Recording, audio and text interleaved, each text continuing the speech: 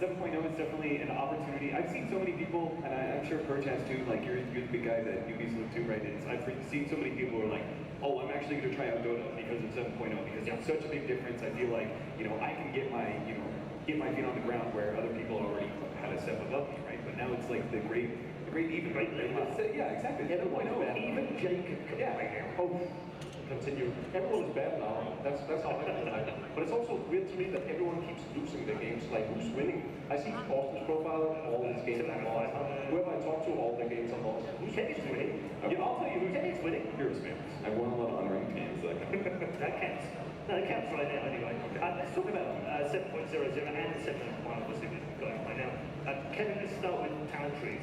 Massive change coming out. Yeah, it's a little bit of a stolen idea, but it's something I really like. It gives you a lot more variety in what you can build and lots of different ways you can play different heroes. So ways you can adjust in-game. So once you're committed to a crystal meta pick, if you really want to DPS, you can. And I really like that addition to the game. It allows more itemization differences, more players who play a stronger version of their role if they happen to have a great game. So maybe those really big playmaking forward positions could see a lot more impact from them. Yeah. Can do these carry? Carry from support? Speaking of which, I lost to a safety. I should have designated. Don't agree with me there, so I'm going to take that. He just ran me over. There's nothing I can do. It's like building Scotty with all the auto fix. It's so fast to the new list.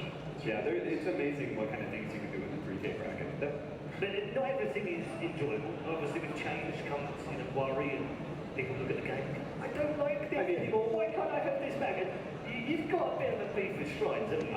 Yeah, I mean, I like what Shrines do for like the offlane. I think the Shrines were the idea to be able to even out the really stupid idea, the very unintuitive idea that suiciding your neutrals was a good thing, right? Like that was like the previous patch, that's what everyone did. It was like, oh, I'm about half health, half mana, yeah, it's about time to reset and just go to suiciding neutrals, right? So I think Shrines were a way to be able to kind of offset, that idea to be able to keep supports constantly ready to go, keep heroes always in lane, always bringing this action, but there is the idea that this also closes.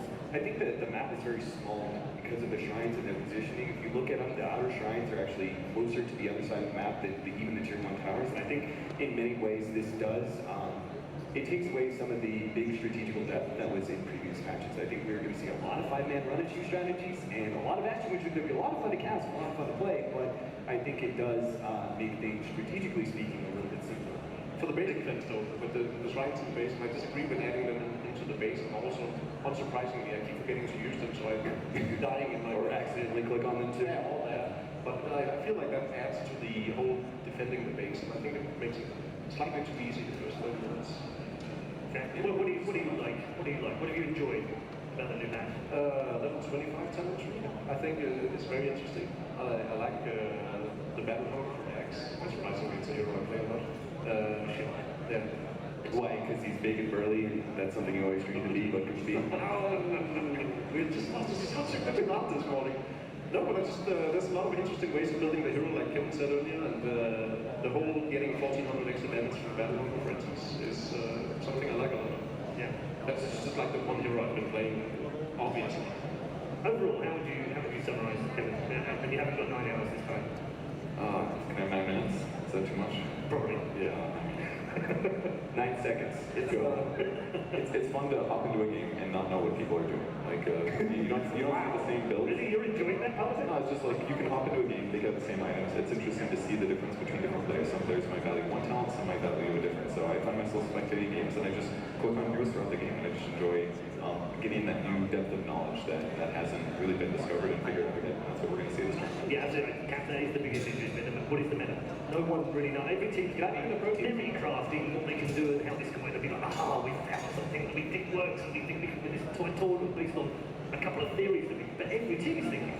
I think this is going to be the tournament that is going to be decided by theory crafting more than any other tournament before. Like every other tournament when there was a new patch, first of all, there wasn't a patch that changed the game inherently as much as this one in Dota 2. And I think the other thing is that we also had this period of time, it came out right after Boston. Right after Boston is where most of these teams were going to go on holiday and that sort of thing, right? So these teams haven't actually really put these ideas that they have in their heads truly to the test, right? So every single one of these teams is going to have a different idea about Dota. They have different theory crafting, and they're going to pull all these ideas into these games, and we're just going to see this madness of what actually works and what doesn't stand up to the test.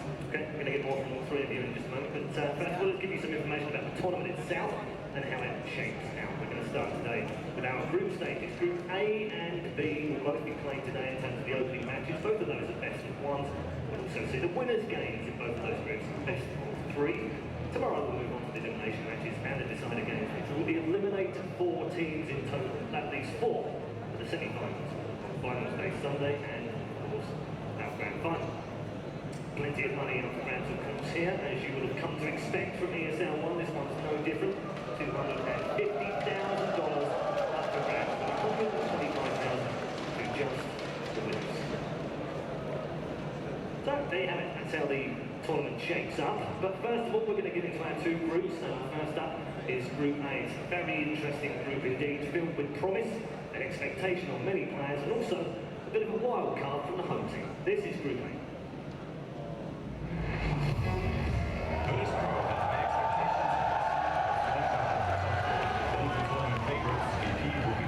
With anything less than the finals run.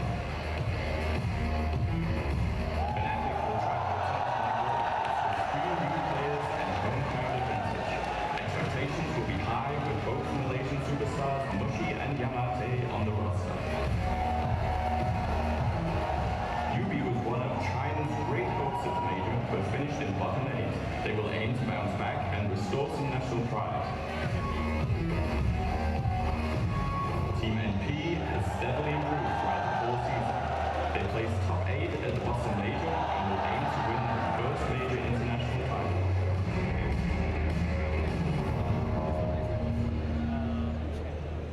A very interesting group indeed, with 4 fantastic teams. Plenty of heritage in there, and plenty of home support, of course, for one team in particular. We'll start with that team, Kevin Fnatic. It's a little bit of an unknown because of the way that they've had changes coming up so close to this event. How do you think they fare? I think they have a pretty good shot. I mean, they still have their same core, which is Mushi as well as Ohio. They had a Febby, a fantastic core position. We're just a little unsure about Yamaton's support. We'll see how he does. They say he's just a stand-in. And then obviously their mid player. Is he going to perform at the highest level, despite being a great club player? It doesn't always translate to pro scene. Yeah, we've seen that a few times. Home crowd support. We're sure we're going to play a park cap. Yeah, I think it also puts pressure on you, especially considering the fact that they do have a newer player in your dream, right? That might be a pressure that he is not accustomed to. And again, maybe the transition from going from pub into pro may be actually a little extra stress there because he's got the home crowd, so many people cheering.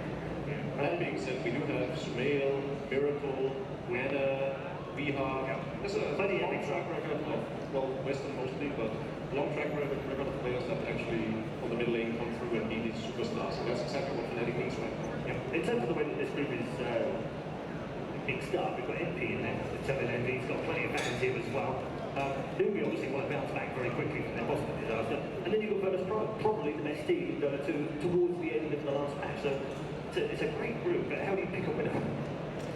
I mean, considering the playstyle and what we expect from 7.0, I think Virtus Pro is the favorite of the group. Just because of how I feel like it caters to their playstyle exactly, and because of how strong they've looked the past 2-3 months going into the major. And so I'd be surprised if they didn't perform at the highest level. I think they could end out most of these games in 20 minutes. Okay, so I just want to make a quick apology to Virtus Pro fans right now. Apologies to the fact that Malk has made your team the favourite in this group. Obviously the curse. That's not a curse. Is it not? No, but it was. I'm pretty sure you had Yeah, I'm pretty sure. real bad track record. Yeah. No, not even close. Frankfurt Major, I was the highest rated analyst. Never got to go to a major event. Hold on. In what parallel world were you the best analyst in Frankfurt? Statistically, that world, you know, numbers. Right, really? At Frankfurt this summer, I predicted Navi would do pretty well. I did pretty well. Pretty well. Wow. I think you had to make them winning finals too. Well, that was because. Do you remember that finals, Jacob? I'm also going to say that Yamate is the best player here just because I want to please the crowd. Okay. Jacob now, that's for sure. We're going to take a look at Group B next up, of course. It is another fantastic field team of fantastic field teams, of course, in this group. 2 in particular stand out, of course, because they were in the TI6 Grand Final. This is Group B. Digital Chaos has top 4 at Boston Major, but have yet to fully recapture the magic that led to their stunning TI6 run. Execration have their beaters and their invite to ESL One, but most importantly, after narrowly missing 2 straight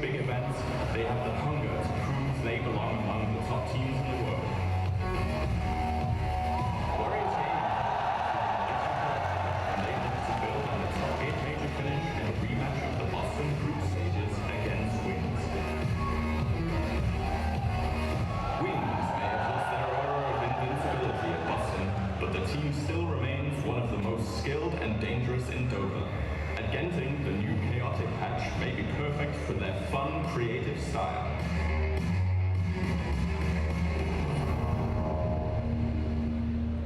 And it's a very good point made in the video, Cap. You spoke about it several times backstage, of course. This patch in particular could suit how we play. Yeah, I think that I think part of the problem is that the previous patch was very even in that there were so many heroes that could have potentially been picked up, and I think that was a big advantage that Wings had in the draft, that they were able to pull from certain heroes that maybe people weren't thinking about that were actually perfectly viable, and it came as a surprise to teams and it ended up winning the draft often. But this patch, whenever you have a patch that changes this much, there's no way you're going to have nearly anywhere close to the same amount of balance, which I think they closes off the hero pool, and I think that may be a detriment to Wings. I think that the natural aggression playstyle is going to be good for them, but I think from a drafting perspective, they may have a little bit harder time. Okay, Jacob, I want to pick up on DC, probably not the loudest roar of the crowd. I felt a little bit surprised. Yeah, but in a list of 3 Asian teams, Indeed, yes, got the loudest by Samus crowd. But, in all seriousness with this team, they've come a long way in a very short period of time. Ever since TI, they rocketed into people's mind and gone, okay, these guys could potentially win big tournaments now. We understand that. I mean, Before that, we didn't know that. well, from the pro perspective, like if you ask any elite level player, they'd all say that DC had a lot of potential. They had some of the... But they've never delivered on it. Yeah, definitely. But it's, you know, a player like Sasha, for instance, didn't really get to shine until he got on a team like that. Misery suddenly stepping up after he won the Shanghai Major. Everyone knew he was capable. Now he's a captain. He's doing superbly well. He's one of, if not the most experienced player in the world right now, alongside Kobe. Yeah, it's a great point. Experience, I was going to raise that with you. Rasmus is that experience playing in every TI, every major. That's going to be really important over the next couple of days as well. Yeah, absolutely, especially with the new patch, things are changing. There's got to be a lot of creativity coming fast. You've got to take what other teams are doing well as well. So having a really good coach, I'm sure it's going to also make a big difference.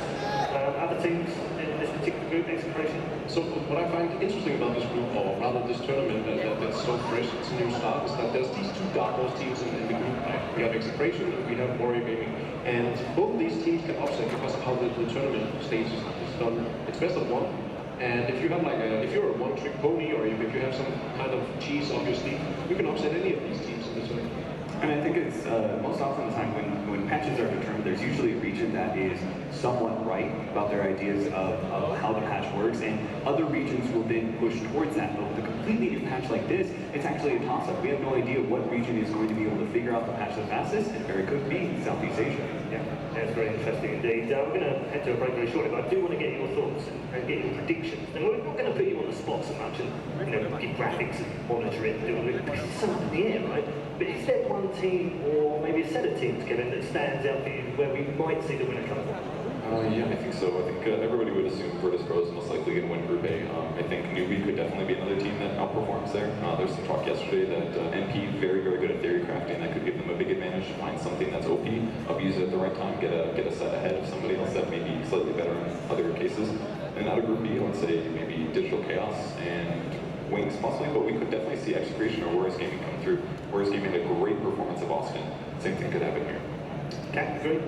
I'm going to put, if I'm going to actually lead, we did our whole rehearsal, I was leading towards VP, but I just was thinking about it, and I think the online position has become more important with the G 7.0, so my favorites are going to be the teams that, the top teams that have the best offlaners, and I think Newbie, Digital Chaos, and Wings definitely stand out in that regard. And I think the dark horse for me would actually be Team NP, because they also have a very strong offlaner, and this is a theory crafting patch. This is a theory crafting period of time. If I think theory crafting in teams in the past, Cloud9 was one of the only teams who had really good, interesting ideas that were very unique and executed them within actual matches. I've heard multiple teams say, oh, we have this really cool strategy that involves X and Y, right? And you never actually see it in an official. Cloud9 was always the team that was willing to do something like that, and I think in a tournament like this, that is a big advantage. Okay, just a quick connection to Cloud9 as well. Congrats on your Dota team. It's good to have you back in Dota 2. Jacob, well, predictions? Someone's not being the last one, but I'm going to side with both of the guys regarding But that's so boring. NP. No, but so theory crafting, it all comes back to that, right? It's the first tournament of the year, they have AUI, they have NB. In the Western world, probably both known as the biggest theory crafters of all time.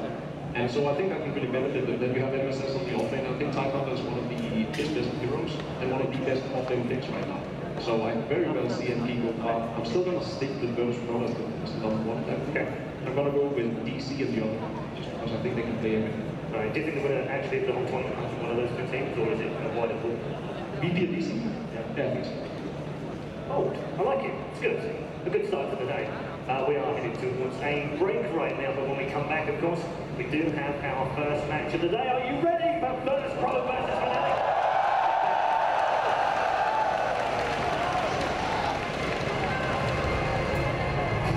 ESL One Genting is brought to you in part by Xbox and Windows 10, Lenovo, Logitech G, NVIDIA, Digi, MSI, and the Nesty Event Team.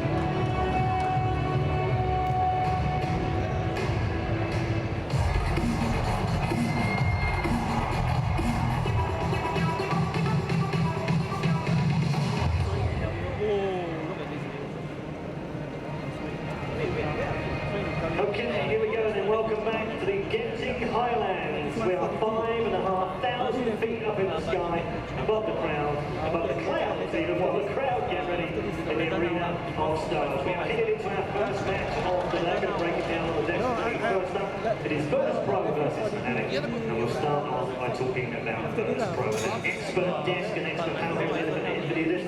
Kevin, we spoke a little bit in the preview, obviously, of the show about their brilliance and the fact that they're such a great team. But that is really the core of this. There's not one player that kind of stands out, makes all the moves. It is a really good team. Yeah, you could talk to any person on the street and they would pick a different member of the team. And there's different times where one of them will have an amazing game and others will just do okay, and then somebody else will pick up the slack. And you've seen MVPs from every single one of the roles. Both supports are fantastic. Every single one of their cores, they can do just about anything. Yeah, if that was disappointment, though, Cap, it's obviously what happened in Boston. They went into that as red-hot favourites from many people's perspectives and failed. No bones about it, they failed. They didn't achieve what they should have achieved with that.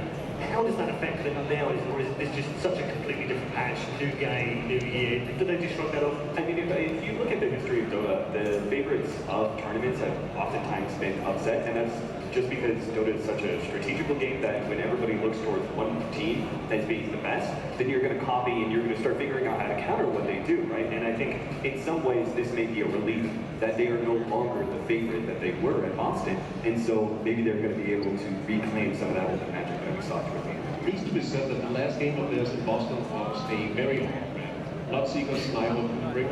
It almost worked on them as well, if it wasn't for Spain's brilliance, but you know, it was an odd crowd.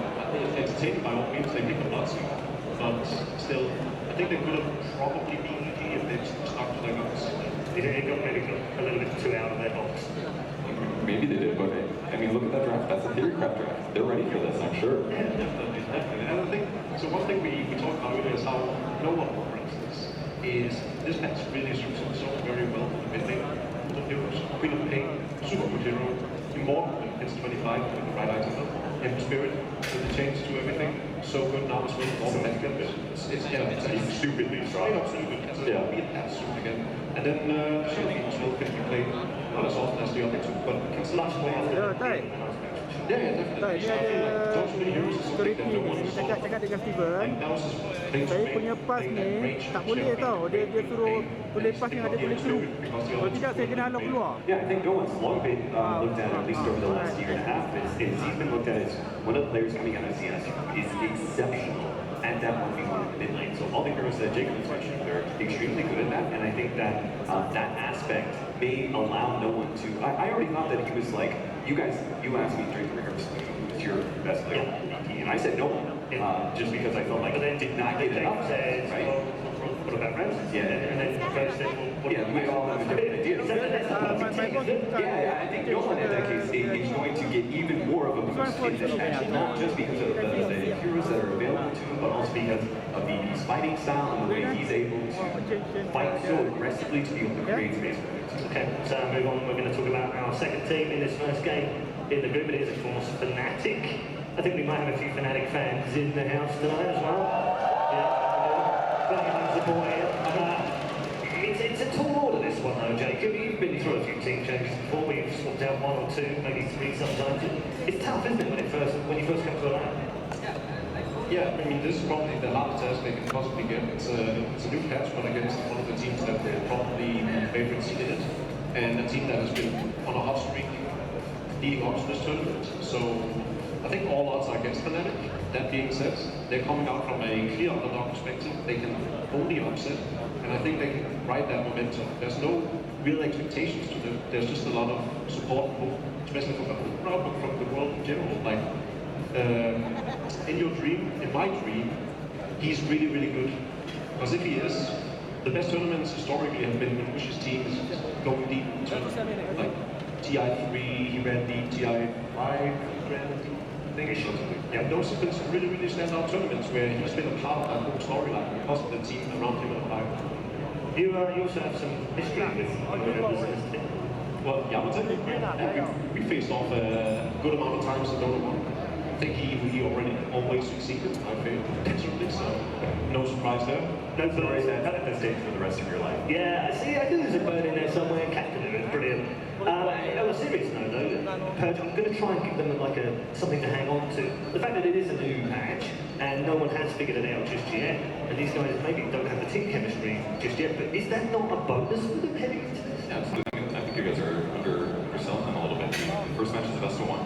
That's against arguably one of the best teams in their group. They can put them in the lower bracket of the group stage, win that, maybe win the next best of 3. They've got really good talent. Maybe Smash as well. We barely talked about him, but he's been successful on MVP for about 2 years now. I think they look at stuff down here. You know, the first week of a team usually referred to as the honeymoon period. I don't think it's that we're underselling them. It's just they're going up against accomplished teams who have set lineups with 2 completely fresh players that we have no idea how well all of them. Yamate has never played support historically, and in your dreams, just a player we know nothing about. I do say that I think that if Fnatic is going to be a successful team, if they're going to be a tier 1 strong team, then I think it's going to be on the back of Bevy. I think that that guy is the only guy who can actually make this team work from a support position. I think they are going to definitely need a playmaking support that is able to make things happen and create space for Ohio and Yoshi. I don't know what Dream's playstyle is like. I don't know if he's super aggressive, or a little bit more counter-oriented, but I can say just for Yoshi and Ohio, that I think you need a playmaking support to absolutely make sure that the 15-minute mark is not lost. Yeah, Jacob, those 2 players you just mentioned, Yoshi and Ohio, there's a lot of pressure. There is, I think, one thing we talked about in here as well, in rehearsal that wasn't brought up, was the fact that Uchi has been consistently good throughout. He had, like, I think his only slight slump was when he was playing the 4th position. It wasn't all as successful. They forced a lot of on-the-line games that weren't that good and some stuff. But other than that, historically, he's been really, really good. I just called off him. He was known to be one of these great, great off-laners, top 3 in the world at one point. And now we haven't seen that same level, especially when they went down the Boston Major qualifier. So he has a lot for himself, but we know the level is there. He just hasn't got to it. I think back in the day, like Ohio was like innovating things in the offlane. I watched it and I was just like, he was my favorite offlaner at that point in time. So for me personally, it's been rather disappointing watching him fall from those ranks. I think that he's nowhere near the top 3 position that I would use. Do you feel like he's not necessarily fallen off in a direct clip, but he's had moments of heat where he's got better again, or maybe that particular patch has suited him and he's had good periods, so it's been a bit up and down? Or do you feel like it literally has been? I don't think I see the same moments of brilliance that I felt. Maybe that's just because everyone else has gotten a lot better, and even if Ohio has gotten better as a player, right, everyone else has maybe exceeded that. But I think in the world of offlaners, right, I look at heroes, I look at players like basically, I look at like with this tournament, I think would be a great offlaner. Really aggressive. We talked about MSS earlier. It's an offlaner that we've seen in the past who's managed to make so many things happen. With this offlane patch, I think there's going to be a lot more opportunities to shine. We have all these opportunities. I think Ohio, we've seen what he can do in the past, but I haven't seen any real glimmers of that since the last 2 years. Could be his patch. It could be that there's a lot of stuff that could be happening. It could just be that the last couple teams he was on didn't really favor his playstyle. The one thing that I always felt he was amazing at was perfect initiations, like knowing exactly when it's the right moment to punish and initiate, drop a stun on somebody, and have your team follow up. And there hasn't been, offlane hasn't been that straightforward in a long time, maybe like 2 years, where the offlaners are clear mixtures, blink in, stun people, and the fight starts. It's a lot more dynamic than that. Okay, we are ready to introduce you to our 2 teams. So ladies and gentlemen, let's head over to the main stage with Eric. Malaysia, make some noise. Are you ready? For ESL One Genting! Let them hear you, come on! Here we go, we're about to get started. Welcome to Resorts World Genting at the Arena of Stars. You guys kicking off an amazing tournament, starting off. Are you guys excited? How do you guys like patch 7? How do you guys like it? You like it? Yeah? Yeah, I know about the HUD. Relax, sit down, sir. We're fine. You're good? You're hyped? Ready? We'll find the shop. Don't worry. Meepo in the house. Excited to do this.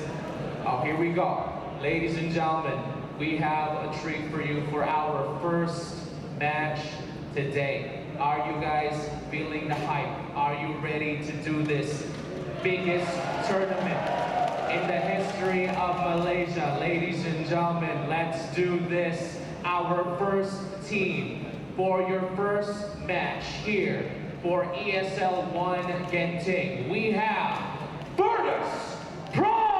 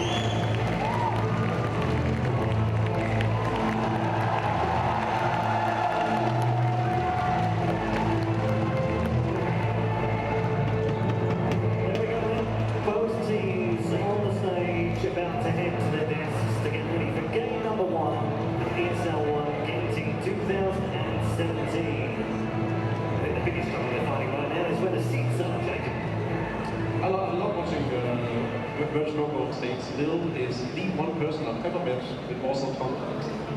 He is so full of himself, and I love it. It's great. Have you seen his Instagram? It's filled with selfies, half-naked pictures. Half-naked? Yeah. Oh, Jacob's signing up already. Jacob's signing up already. We're going to move into the draft very shortly, which gives the perfect platform. Not 9 hours, please. Bring it back in for us. But this is going to be fascinating. Yeah, it really is. Hopefully it doesn't get too... I'm scared with the best of ones that teams will be like pulling into their sticks on whatever worked best for them in their scrims. But that's what we're going to see. I mean, we don't know what's going to happen. Maybe Slardar is the only hero that I expect to get picked. Everything else, no idea. I suppose some of these is, are we going to see cheesy picks? I was like, actually, it's all cheese right now. You just don't know anymore, do it? Where it comes out.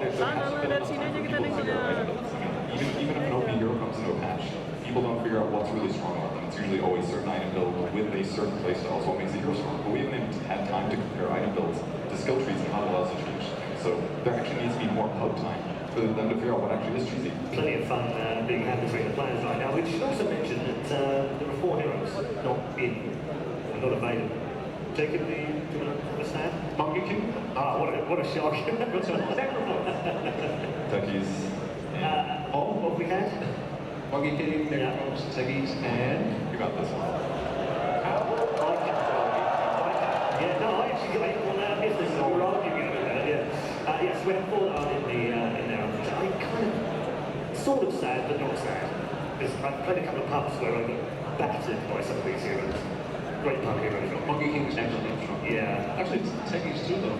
Yeah. Teggies is... I played that many games. I played that hero recently. I've never laughed harder playing it solo. Oh my god, it was actually so much fun. I'm gonna start playing that hero in ranked. That hero is so much fun. Techies? Teggies, And it was like, it brought me back to my old days of playing Techies back in Dota 1. I never played in Dota 2 because it's also cancerous, but Dota 1, I remember like, you know, picking up Blink Dagger and just like blink suiciding at some guy, and he would like come to lane again, and I just blink suicide on him again, and just make his life, you know, miserable. That was so much fun to be back then.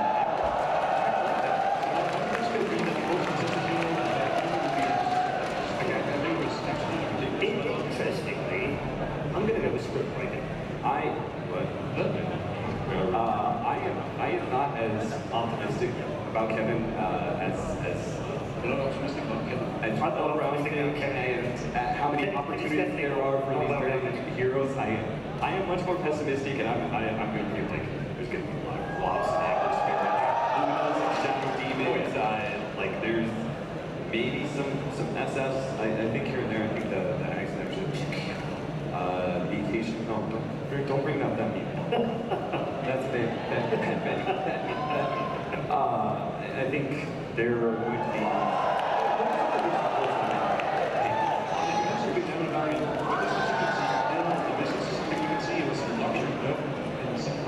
Otherwise, we might as well just hold it today and give BP the trophy. I think on the off lanes where we're going to see the most versatility. But I do think, and this is just based on my own experience, I do think Time Hunter is a really, really strong hero right now. It fits the timing of the meta really well. He can farm out pretty well without, when he's sold from the lane, he can still just take out the neutrals and everything like he's always been able to. And he just dictates the early 5-man aggression. The reason Jacob keeps going back to Tyson is actually 100% of games. 2 for 2. I'm astonished that he's managed to win 2 games. I thought you meant 2 for 2. Right, gotcha. Okay, I'm really interested in your steering crafting because you've done this. You put together things kind of, how the hell does it fit together? What works together? What is your initial gut feeling when you see? I mean, I think Cap has a decent point. There could be a lot of comfort picks, things that people play along the hubs, maybe things that you're expecting other people to draft. But it all depends on how confident they are. Like, for example, Fnatic is the underdog in this match. They may go something a little bit more YOLO, whereas VP may stick to the standard stuff. Some typical draft that's maybe a little reminiscent of the previous match, and all they've really done is adapted to the new map and slightly to talent trees. I think that the teams that are ahead are going to go a little bit more standard, and the other teams may try to pull something out that I think is genuinely good, and it may just completely fall flat. Okay, top 3 things, do you think?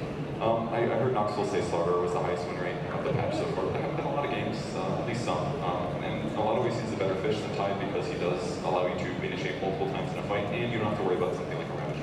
And he normally has a lot of trouble off-laning because he needs a duel off, but now he's got a Shrine, so if he does have a bit of a bad start, hit the Shrine right away, he'll be refreshed in like 6 minutes or whatever it is, and then come back to lane. Yeah, that's one of the keys you mentioned earlier about Shrine is that it does change which heroes are strong in specific lanes, specifically different. Yeah, I think the off-lane definitely got a big boost because of the fact that you always have that fallback, you also have a boundary route to be able to rely on.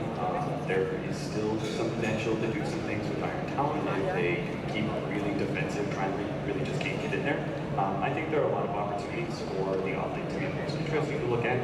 Also the 4 position, I think the 4 position and your early roaming impact is also going to be really important. Just like Clutch, I think that was the other support that felt like so strong just because Rod with its speed slow, like it was good in the last match, and I think it's potentially even better now, thanks in part to its talent trees.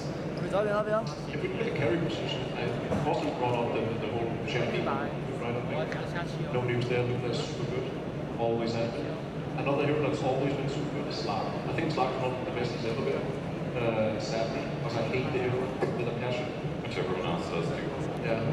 I don't know, I'm actually not as optimistic about Slump. No, definitely not. I don't know, I kind of disagree, at least in my experience and a couple of people I've talked to, it seems like Slurk isn't as strong as maybe he was in the past. It's like I think you need either a hero that's going to be able to push better, or you need a hero that's going to be able to fight better, right? So I think you need like Juggernaut or Gyrocopter if you want to be fighting more, and I think you need like Luna, even potentially Terrorblade, Draw Ranger, like those kind of heroes. I think you still, because of the shrines, I think you want to be able to take control of the game early, like super early, and because of all the 5-man, I think Slurk has a hard time being able to find the openings and pickoffs So you're focusing on lane pushing and team fighting. Yeah, I think it's all about fight manning and being able to push them down. I think those are like the two big supplements. You can't even kill shrines anymore until you have all the tier 2 sets, so Slark's gank advantage that he normally has is even harder because people can support you. Usually before the 30-minute mark, even if one team's really dominating. So there's a lot of things not really going his way. More gold hurts as well, more gold fly sentries and dust. It's all things going bad towards Wizards. I think it's very difficult for teams to recover from having their shrines taken away. You've lost all your tier 2s, the shrines are gone. I think you lose so much map control. The enemy team has so much because even if you've taken some of their tier 1s and even a couple of tier 2s, those shrines are still there. They're still so aggressively pushed forward, right? That they have so much map control because of that, and you just have so little because you lost yours that it's like night and day, right? You just, every single time you go outside your base, you have to be able to prepare for some sort of 5-man team fight, and if you win that, congrats, you get farming time now. You get to be able to push right around the map, do some farming efficient things, maybe even take an objective. But if you don't, then you're just like, boom, you're back inside your base again, they're pushing. Is that not when the aggressive teams can play dividends? Because I've seen a few games online, admittedly some of it was a slideshow, but I can count what they were doing.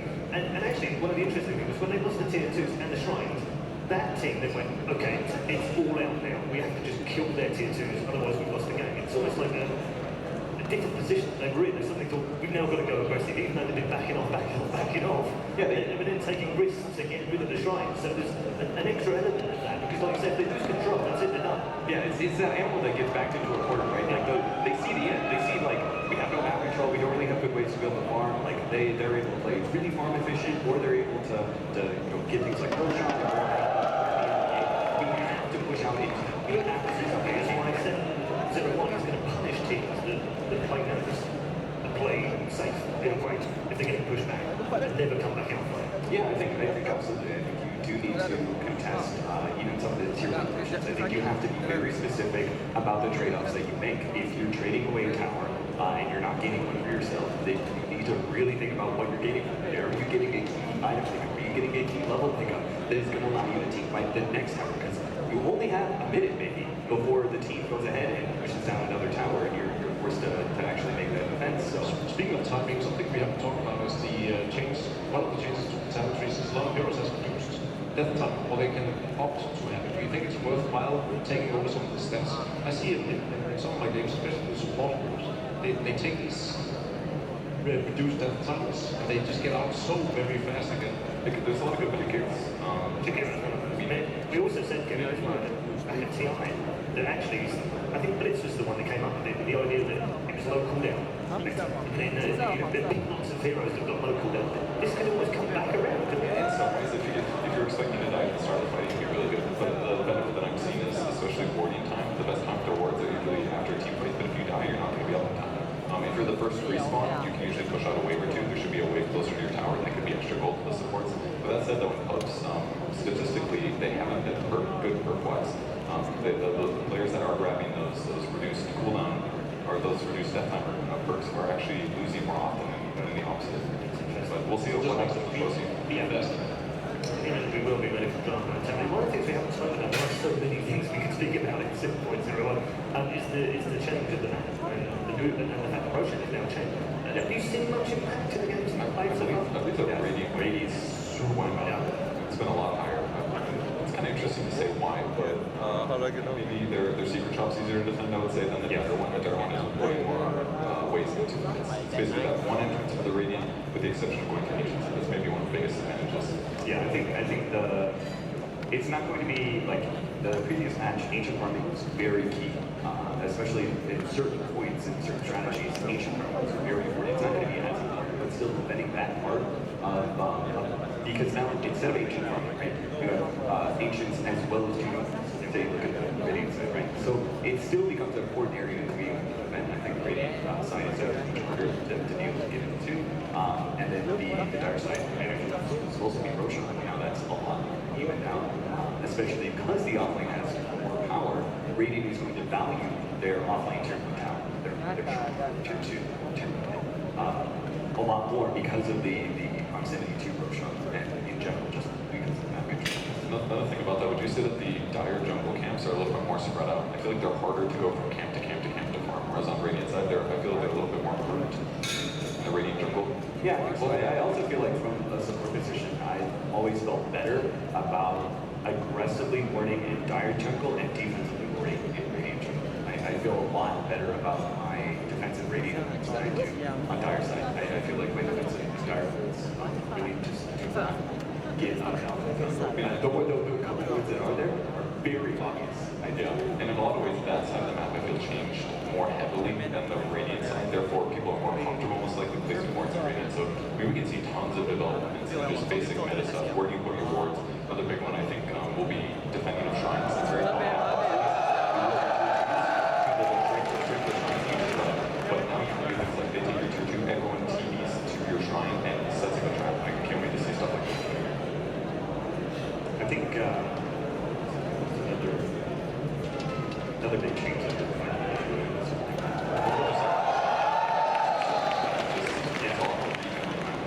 I think models got a lot more value because especially offline, because it's might not be right in the offliners that you think of, say, Clockwork is really valued right now. Yeah, you mentioned it all before us. This could be a big hero. Yeah, I think there are certain heroes that are definitely more valued. I think even Largar's really managers. It's more of the fact that some of these heroes can pick up bottle, and because of their roaming, right, they're able to stay efficient because of both the shrines and the bounty rooms that are always available to you, as well as potentially an actual room. Like you could just stay on the map, and if you get a successful gank, you don't have to back up anymore, right? You can just kind of keep going. In part, that is because of the backup changes. So hopefully the draft isn't too far away. Some of the Fnatic players in huddle on stage, and we're getting themselves set in position. As we move towards this draft now, I already asked you in terms of composition, but are we going to see anything crazy happen? And I mean by that, are we going to see lane changing? Are we going to see potentially maybe not two supports? Oh yeah, what do you think about that theory thing? Yeah, that's been Swapping the safety off. I haven't even seen anything like that. Yeah, I theory crafted about it, but Yeah, I did not see it into execution at all. I haven't seen any games, but I've been reading a lot of plans. I mean, it's pretty defensible, right? If you're Radiant offlane, they come up the river, you could warp to that. Otherwise, they'd have to go through your secret shop. The shrine's a lot closer as well, so if you're having a tough time, probably better to go in aggro. That way you have shrine advantage and they don't. I think aggro tri-lanes are going to see a lot of value. I don't think we're going to switch the meta necessarily, but I do think aggro tri-lanes are going to be a lot more value, and safe lane carries are going to abandon their lanes a lot harder, just because the necessity. That was already set several times ago, but I think there's more incentive for them to abandon it safely and move into the offlane and play aggressively after maybe 5-10 minutes. Okay, well, lots of big predictions on this net. So we're going to have a slide on, and it's come true, I think. This is the funny thing, right? Look at Fnatic's, man. Shattered even and that's the thing. Luna is so strong right now because of her fire. So let's take a quick break.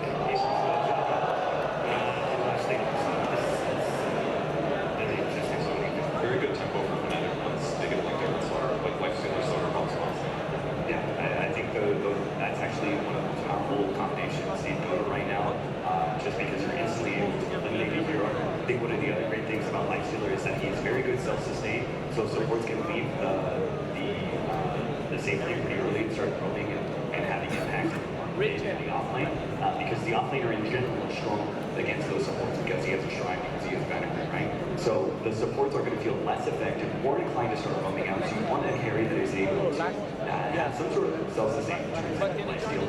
And he's also, I think what some people would call kind of a dead hero. He creates this lane where it's very hard to gank because of the natural magic he uses so often. The same exact thing for Juggernaut, why he was run mid so often, because we had so much roaming that was going on. Juggernaut mid was awesome because what the hell are you going to do as a support? You just like, you start trying to go for that gank and you throw a magic missile or something and he just spins and walks back, you know? But there's nothing new about these picks. It wasn't at all as we expected, right? Starter Lifesteal has been home for 6 months now. He did probably all of 2016.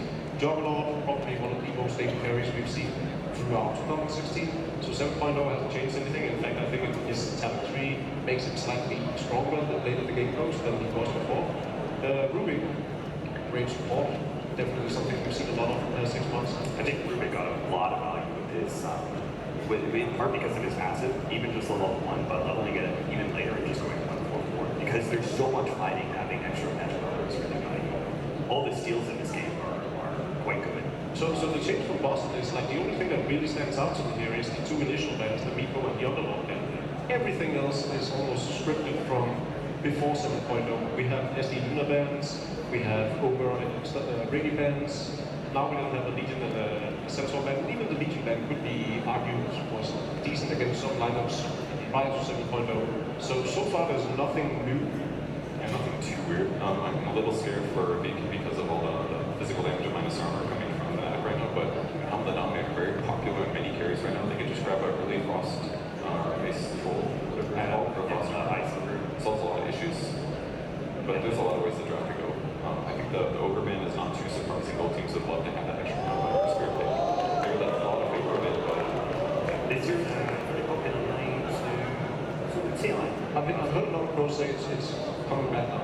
That in 7.0 it's going to be good again. A lot of teams are practicing it again. I think this hero has particular value against the Slaughter and Lifestealer combination because of the fact that you have a stun that is this line stun that travels through this hero. Right? If Slaughter makes the initiation, you can get the kick, you could potentially stun and as Lifestealer pops out because he has this small stop range up. and same with Silence really. You can just jump on Lifestealer and yourself that way.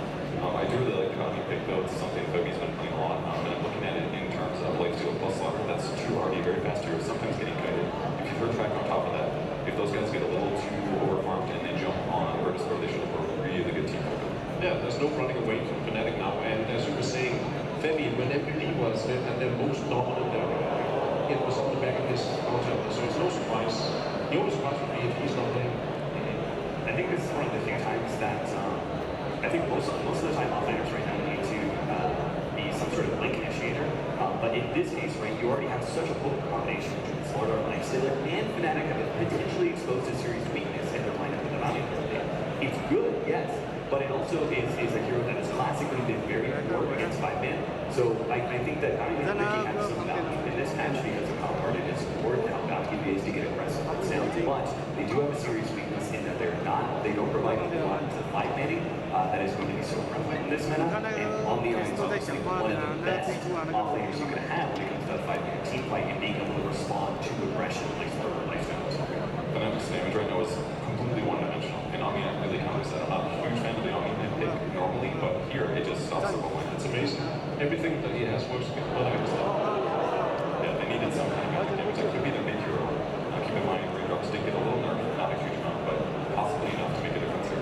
So I was wondering why they both opted to wait for the mid lane. Is there already an established picking order? There is, it's all private, because it's all scrims, right? There's way more private games that have happened before, especially with And they've been doing that most of the year. I think it's still playing. Well, we were arguing how Ember Spirit would be the pick will seem really strong right now, and neither of them have been picked up. Maybe it's because there's so many strong heroes. That there's no need to rank. And Dina might be one of those who counters for it, because by all means I think she beats the crap out of people being the champion. It's DC and struggling as well. He can't spend every time he casts Dragon Slayer or throw stone. Yeah. And remember, if it's not mid, then it's going to be some sort of weird, like, kind of hard to find or position, you know? But Solo was easily one of the best leaders. I wonder if Fnatic are going to take a bit of a page out of that old book, where they used to have, Solo used to be this 4 position who would farm, like just constantly as a support. He would push out waves, he would get really big farm, he would actually become his 3rd core. Maybe Fnatic is going to take a page out of that book from Solo back in the days, and they're going to play this Lifestealer Slaughter very aggressive, very gank heavy, right? And this will free up space. You can't just, constantly have this gank squad and not actually have it farming, right? So Lina could be that support that takes over that position and manages to get a lot more farm time, and then I expect more of a scaling in it. But Templar Assassin, yeah, it's pretty all in, I feel. Very interesting. I actually thought you were way up with the support, but I think you know that the TA pick it seems clear to Lina support. Actually, I think he was on point with the whole Dina argument and her farming up. You have to start that part. Oh, okay.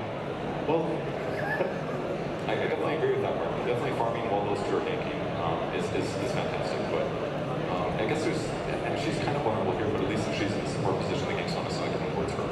It's one of the good parts. And I would say Lina plus Bounty is a really good 2-year roaming combo, actually, unless you have like a blink or something. And right now, Fnatic just has a lot of good damage options in the late game. They're very synergistic, whereas VP looks so good with the Omni pick, but now I'm feeling a little bad.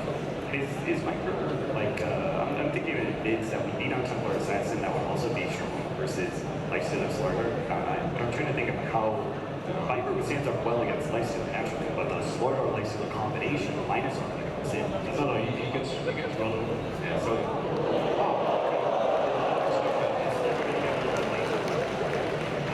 So at least save whoever gets initiated. That's maybe the goal. Plus that, you can maybe just kill heroes.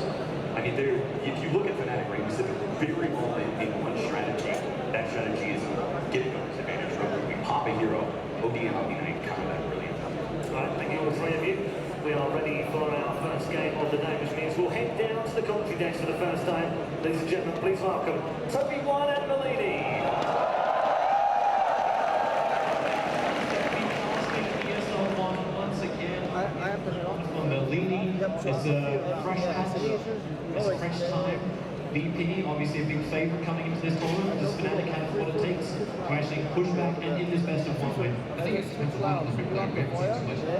Yeah, we really haven't. Like, we're going back through his history, but there's almost none of it for this patch. In fact, there is none of it for this patch. None of it with this team due to it being announced only just yesterday. It's a new time, and we already have our first round break. They cleaned it up. Dropping it back down again. The spinning super away. Oh, higher. Still a sprint on maybe on corner. For 6 seconds behind the mover speed. TV scroll is down. But can he actually get away? And away from this team, he looks at that pickup from Solo. He's going to be the next one. With that time, he's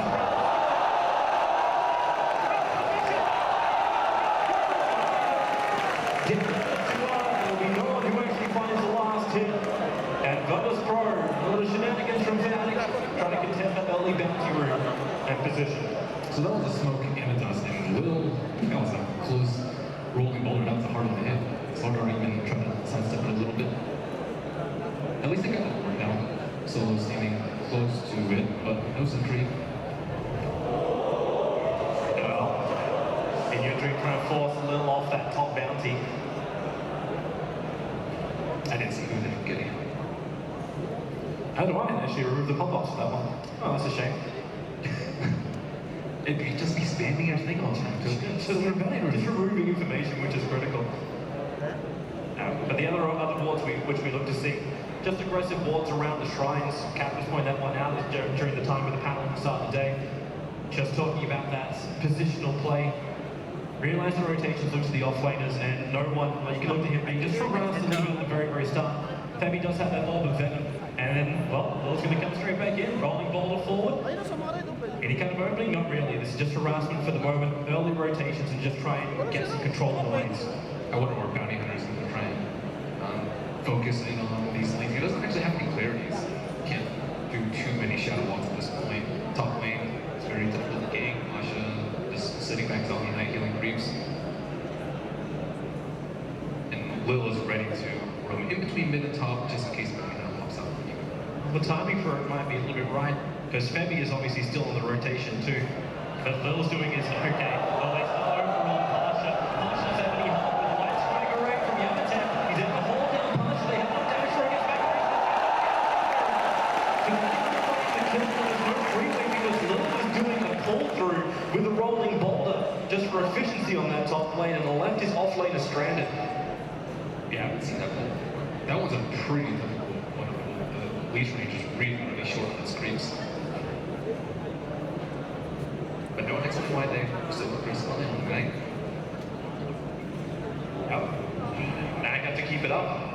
Give more space over to Mushi, whose CS isn't looking that terrific at the moment. In fact, the only person CS who's looking really great at the moment is down on bottom lane, is Ramsey at 11 for 4. The OD is also having a pretty good time. So the mid as well as the safe and VP are in a nice position, and Fnatic have to do something more about this. Obviously the Templar Assassin's going to hit a bit of a power spike in a bit when she doesn't have the bottle, finally. But Yamatek needs more CS to make this happen. Yeah, I think Ramses is just getting way too much out of that alt lane. Ohio hasn't really been able to contest them yet at all. And Pasha has at least has a few CS up in that top lane as the Omni. Nice little perk for In Your Dream. The fact that he doesn't actually have enough money for the bottle, moves back with Fabi to shrink her off the shrine. So they do it nice and early around the 2.5 minute mark, just so they can get aggressive again onto no one. But no one, quick on the imprisonments, and it's never really a 2-on-1 scenario when you've got that imprisonment up. I think Dire mid lane is slightly more favor on Radiant just because of the ease of access to the shrine. I think it's just a slightly longer trek over to the Radiant side. And Radiant side, you can no longer really do that damage you can't too easily. It's way more recessed than the trees. The Radiant said they try and focus on bottom lane. Seeing that small little posturing coming out from Solo with his Rubik. All he wants to do is just get the telekinesis grab on higher and drag him back in range of Ramsey's spin. Now Bevy might be in a little bit of trouble in that bottom river area. The pickup is there. They have enough damage. There is an invis in time. And Solo will find that pick on the roaming support. They're not really getting too many levels up on the Bounty Hunter and the Slaughter. I think these are the two key heroes for them. Like, CA can always catch up through Ancients, Lifestealer can catch up through just investing in anyone, but he needs people to move around with him at this point. And Ohio, he's getting these levels a little more, hoping to just evade his spin with maximum speed. It's kind of interesting to watch the way Ohio's been approaching this bottom lane. At times he just comes out to even just crush Ramsey so we can find just one or two last hits. Solo, Bevy's going to try to have a contest for the room. Solo, well, okay, don't think he really meant to start that TP, but Bevy right behind him. There's not enough slower with the pick up on him higher. Sprint is there, which means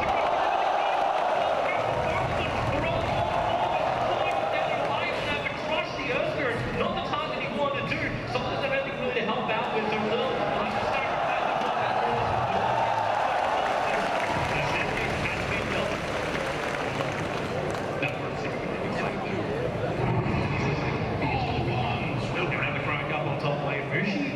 quite nicely. Actually looked like he's going to start off the open wounds, but then repellers came out too early. No way to kill that 3 position on me.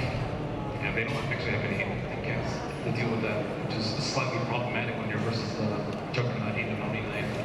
That way you start to like wonder why when Lina really fits into this position too. I think they just want her to follow up with the Sword Art, and also as a way to pierce their double magic immunity later if she gets a 7. It's kind of a problem with Lina. If she's in a support mode, she usually doesn't have enough scepter. And looking at her talents, it doesn't look like any of her in that quest. Radiant's top tower is under attack. Ohio was having a bit of a poke around mid, hoping for some kind of opening, but didn't really find it. The OD was up, but not really far enough. We're almost trying to bait him to go underneath the tower. And instead it's going to be the mid lane. The OD Empress was going to be there. Sentinel actually repositioned himself perfectly, tanked up the rolling ball that came in from Lil, but in your dream, does he have enough time? Does he have enough mana? Does he have enough life?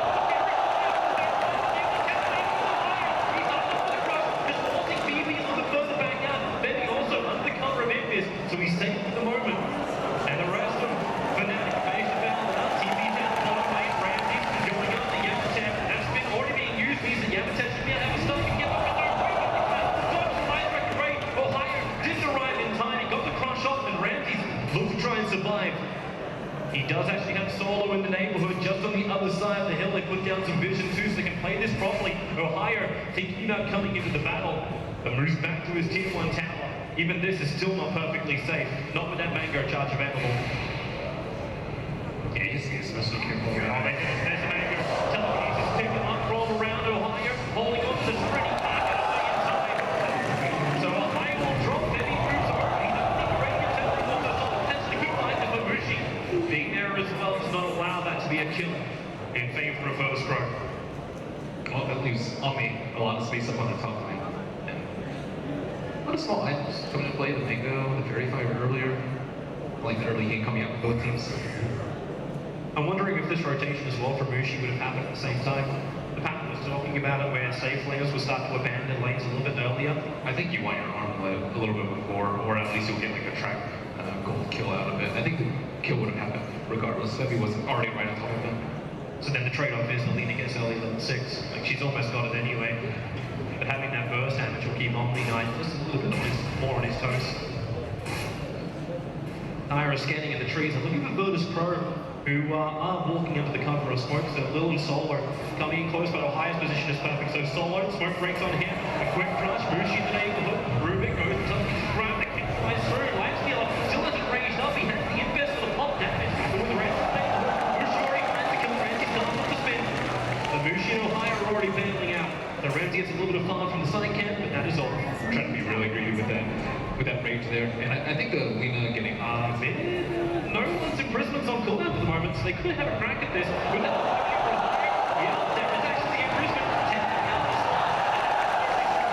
But Fnatic got the end, the missed off the beforehand, so no one drops very quickly. They weren't able to TP in with Omni Knight in time. It's actually Forcon getting Guardian Angel at level 6 in favor of 2 points on DJ.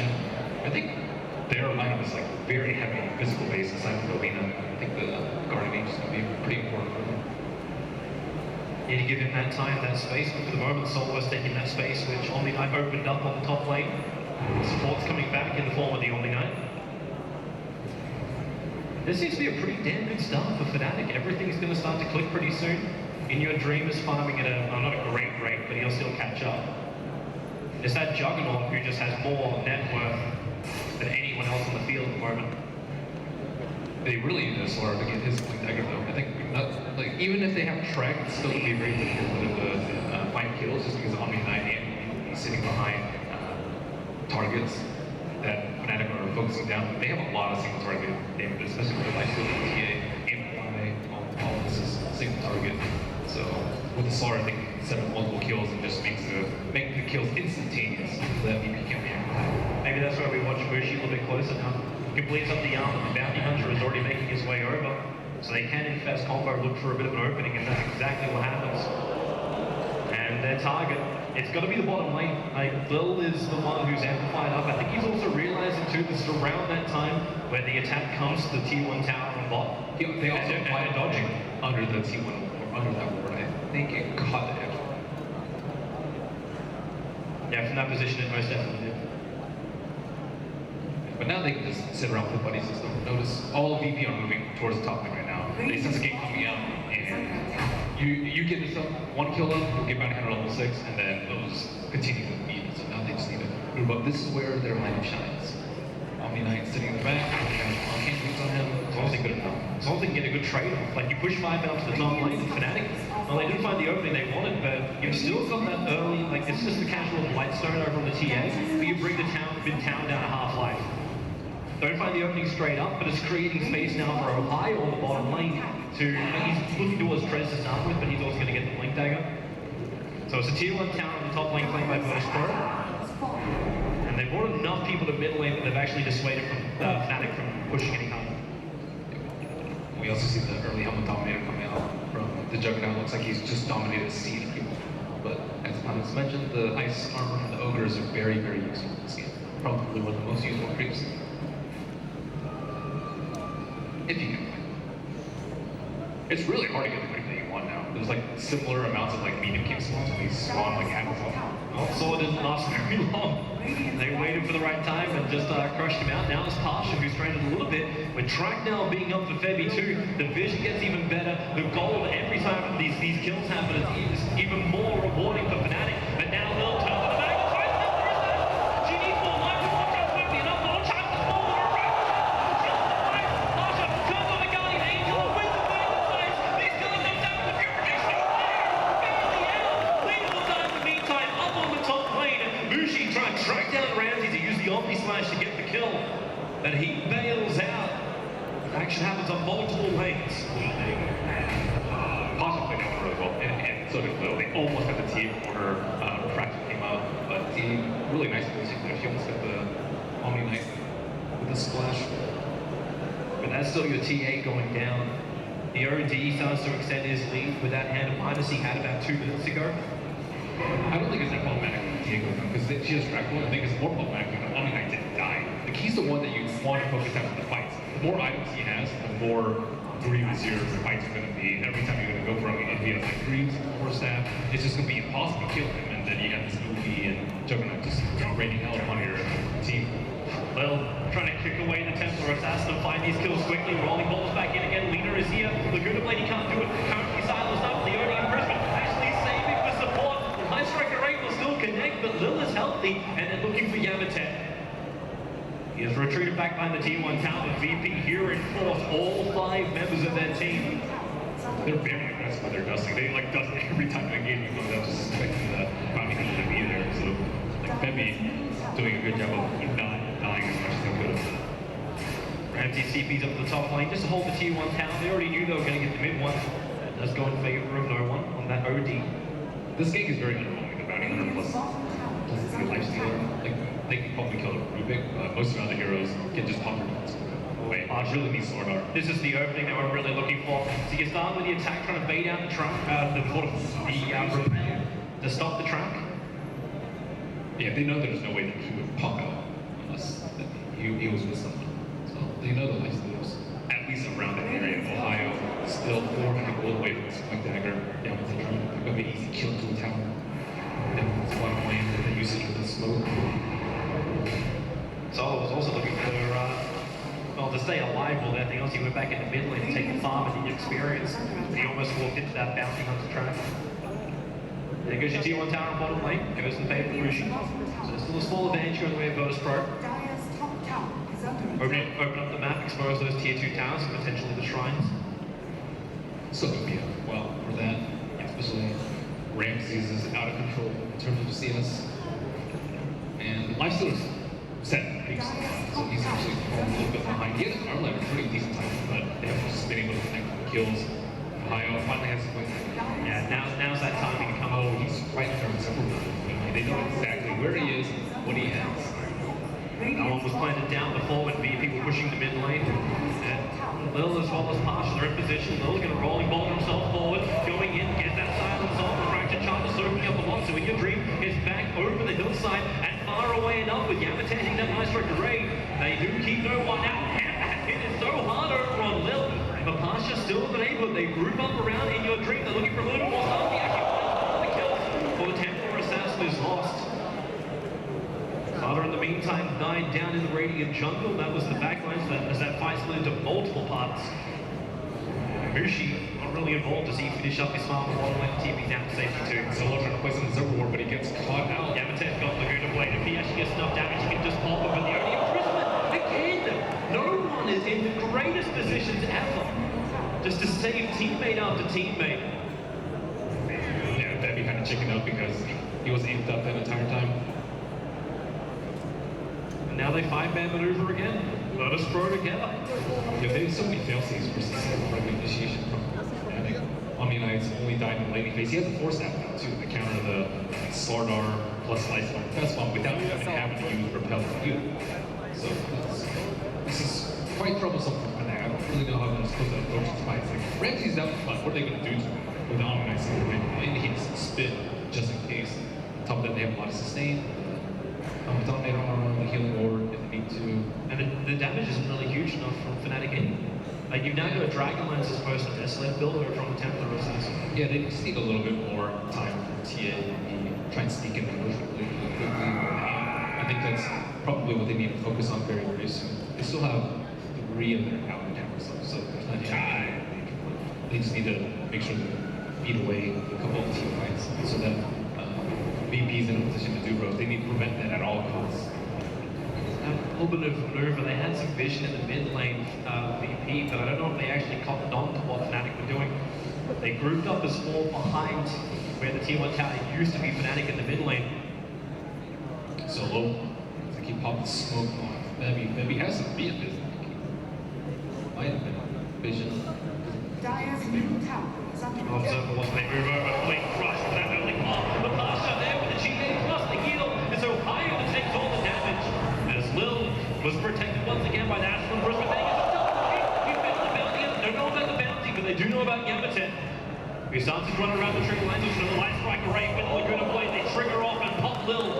Then he had to commit for this. Now he does have Invis available. That detection, Sentry Wards are on Solo. He doesn't have Dust available until he's picked up. They have more than enough control to kill him, or he can get into that Invis and away to safety.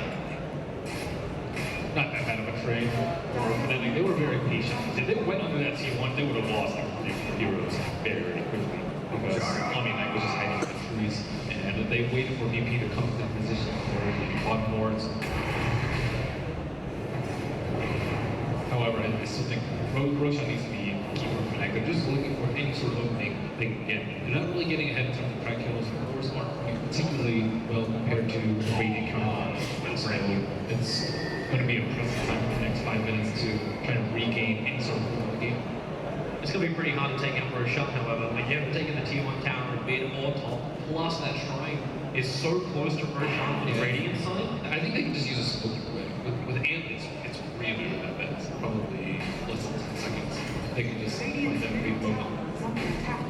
of smoke. That's exactly what VP. Yeah, they're expecting it. But if VP do Roche, I think Fnatic are in a really terrible spot. Yeah. And there is some way to see it. Like Yamate's only getting down the Observer and Sentry now. It wouldn't have helped. Actually, they commit a second. Radiant's bottom tower. They commit a second to Ops, second smoke, because the Observer Ward saw that he was Dream moving over towards Roshan and a Sentry down, so Mel was not going to protect him. Wow, that was crazy. Smoking into Roche, Sentry to make sure that it's not a TA trap, and then smoking out as Fnatic are trying to get it. Now, they get a TA kill and a Roche. It was at the cost of 2 shots, but I think Roshan is so important to Fnatic that VP can expend those resources and feel very good about it. And it just doesn't hurt as much for VP because you got that corrosive haze over on solo that he managed to steal from the Slava. So Fnatic, yeah, you take the tier 2 tower on bottom lane, but trade-off wise, you don't lose that much time in Roshan. Yeah, I think with this, they can just keep killing the TA and fights over and over. Like, Amplify only does so much. Refract only does so much versus like the Earth Spirit and the Juggernaut Spin. Like, just so many instances of damage and the 5-man team points that's not going to be able to keep her alive. She's a long way away from BKB. I don't even know if she can go BKB right now. TA. We just turn it to full aggression with a Blink Dagger. I think you just have to go Blink so you can farm more and get some maybe easy kills on the Rubik perhaps. Maybe then he can start combining it with the Lifesteal, and the Lifesteal finished up his first damage dealing item with the Desolator and still has another 1400-ish gold for Mushi. Yeah. It's just really tough for the TA to actually, you can get like one Mel Strike off and then after that you're probably just going to die. Yeah. Then the Lifesteal still do the work, finish the job. Yeah, they also need more armor on the Radiant side. I don't see any blasts. I do see a buckler on the Omni Knight. I guess the mech will help a decent amount, but any sort of armor is going to help. They just need to survive like the initial Blink Crush and Rage when the Lifesteal. After the first Rage is done, Fnatic, if they haven't gotten like 2 or 3 kills in the fight, things are just going to go from bad to worse. I'm a little concerned for Mushi, who seems to be the sore thumb sticking out for Fnatic. Top net worth for them, but no TP strong until he gets over to this side shop. And VP just barreling down the middle. They take out the tier 2 tower. It's a bit of a roam around. In fact, this is going to be our first courier snipe for ESL One. We'll fly with Febby's too far away. It's flying a little further north. But they're already at T3s, and they have shrines here, but I don't think the shrines are going to be enough for them to hold this. You're missing Blink Crushes, letting track be stolen as well by solos. So we starting to track our whole Fnatic. The tier 3 tower down to 200, 100, and make it almost 0. In fact, it is now 0. The tower is lost. And what do you get in return? The tier 1 tower up on top. He's just looking for that Blink Crush, but Omni Knight, if he steps slightly out of position, maybe they can jump. Be careful with Ramsey's life. He does have that man summer, so if he wants to go for the pro dodge, that's also a possibility for Fnatic. They just don't want to commit to this. They still don't have Mushi. Mushi is up on that top lane. He hasn't come back yet. So they trigger up the Guardian Angel. VP almost able to bring down that melee ranks. They're harassing up against Fnatic. And now with another song from Juggernaut, Ramsey's very low. Ernie and Brisbane comes down. Now he jumps forward. Quick answer. And actually is just a hit all over the boundary. So he'll drop down low. Yamaten's on the run. Life's Mushi not perfectly kicked. The controls there from Lil. The setup from Mobile as well as the safety is perfect from him too. The mid-rack's already gone. The Blink, he actually got telekinesis. He'll probably die as well as he comes down here. Brisbane no higher is the one shot so he survives an extra fraction of a second longer, but then still the result is the same. It is death to the slaughter. A buyback now out from him. TA will complete her own Desolator. So having that little bit of extra damage in for this fight start, the track was going both ways from both Solo as well as Febby. And VP, they back out for a little bit. They can turn a fight if they want to. Higher, slipping around the side. He's got a presence sitting inside him at the moment. Waiting for a pop out for VP. There's just no vision on them for Fnatic to really go for any kind of initiation. Now they're close to that Observer Ward. They've got more to work with in a Blink Crush over on Lil. The pop out, very quick kill. The 4-star wasn't enough for Rubik to buy enough space, and maybe he'll lose his own life. As Ohio, he's at movement speed, the sprint's gonna wear off. The Fade Ball actually puts his Blink on cooldown. Ohio couldn't reach him to Solo, now they Blink Crush forward, so Solo will eventually drop. And Fnatic, they at least get a couple of kills, but they've still lost their mid-ranks. I think that last fight next to the T3 kind of shows how important instant cast is in this.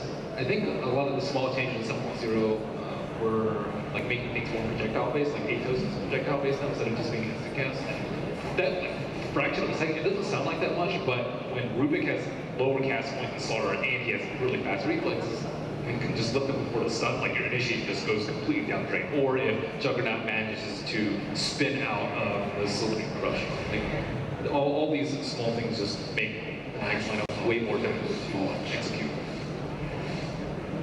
And Lena kind of, her cast point is like extremely long. How is she supposed to combo one of these guys unless Slaughter sets it up?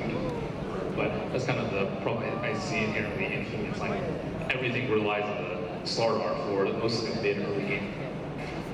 Or even then, like the initiation target the Slaughter wants to go on. How do you do that when the minutes is behind the lineup entire time? First you initiate on is either going to get repelled or purified, both, depending which one's going to be better at the time.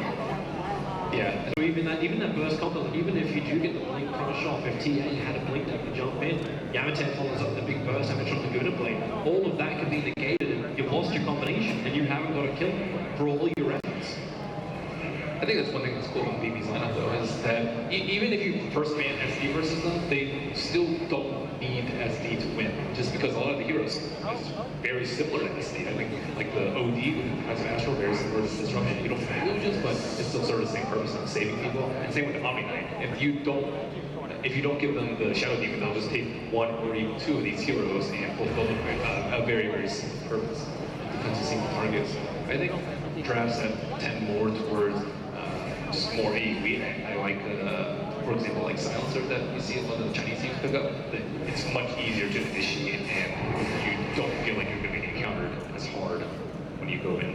Ramsey's trying to look for an opening there on Mushi. Mushi, into the tree lines. He has his range, hasn't triggered it yet, and now he actually knows he won't survive. The sun opens up, but Mushi will die at the tree lines. This VP bringing everyone down there, killing them all. Saving these eclipses for good measure. A little bit unnecessary roughness. See that one dream, and then the like lower cooldown or anything like that. He has a ton of armor. I mean, he's not going to die in this fight with 35 armor. That's the +5 armor he gets from his second wave of talent tree, level 15.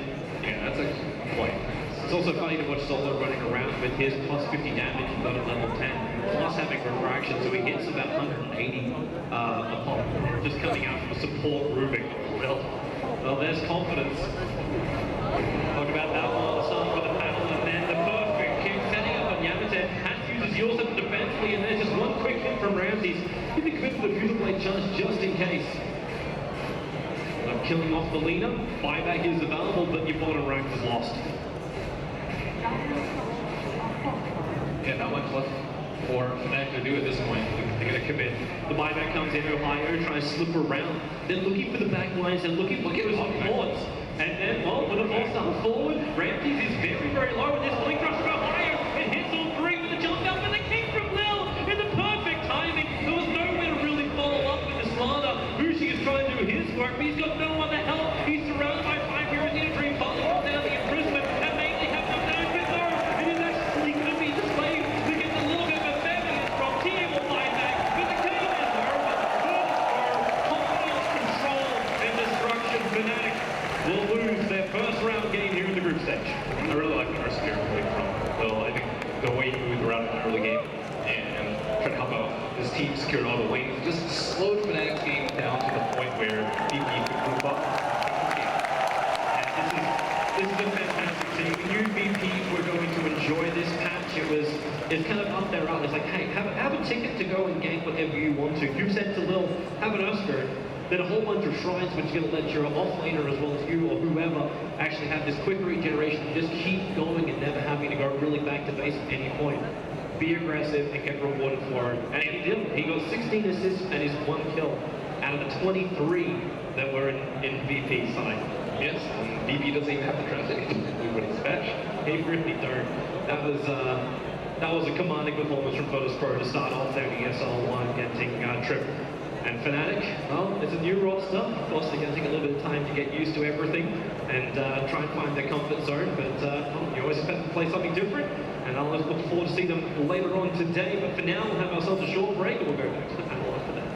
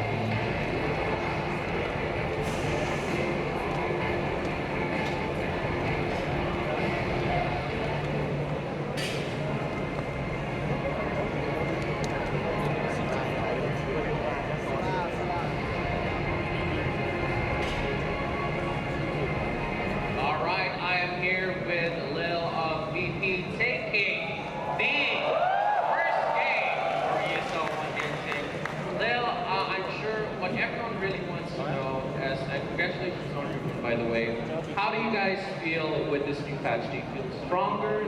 Does it make you? Did it frustrate you? How does everyone feel? How does VP feel with this new patch?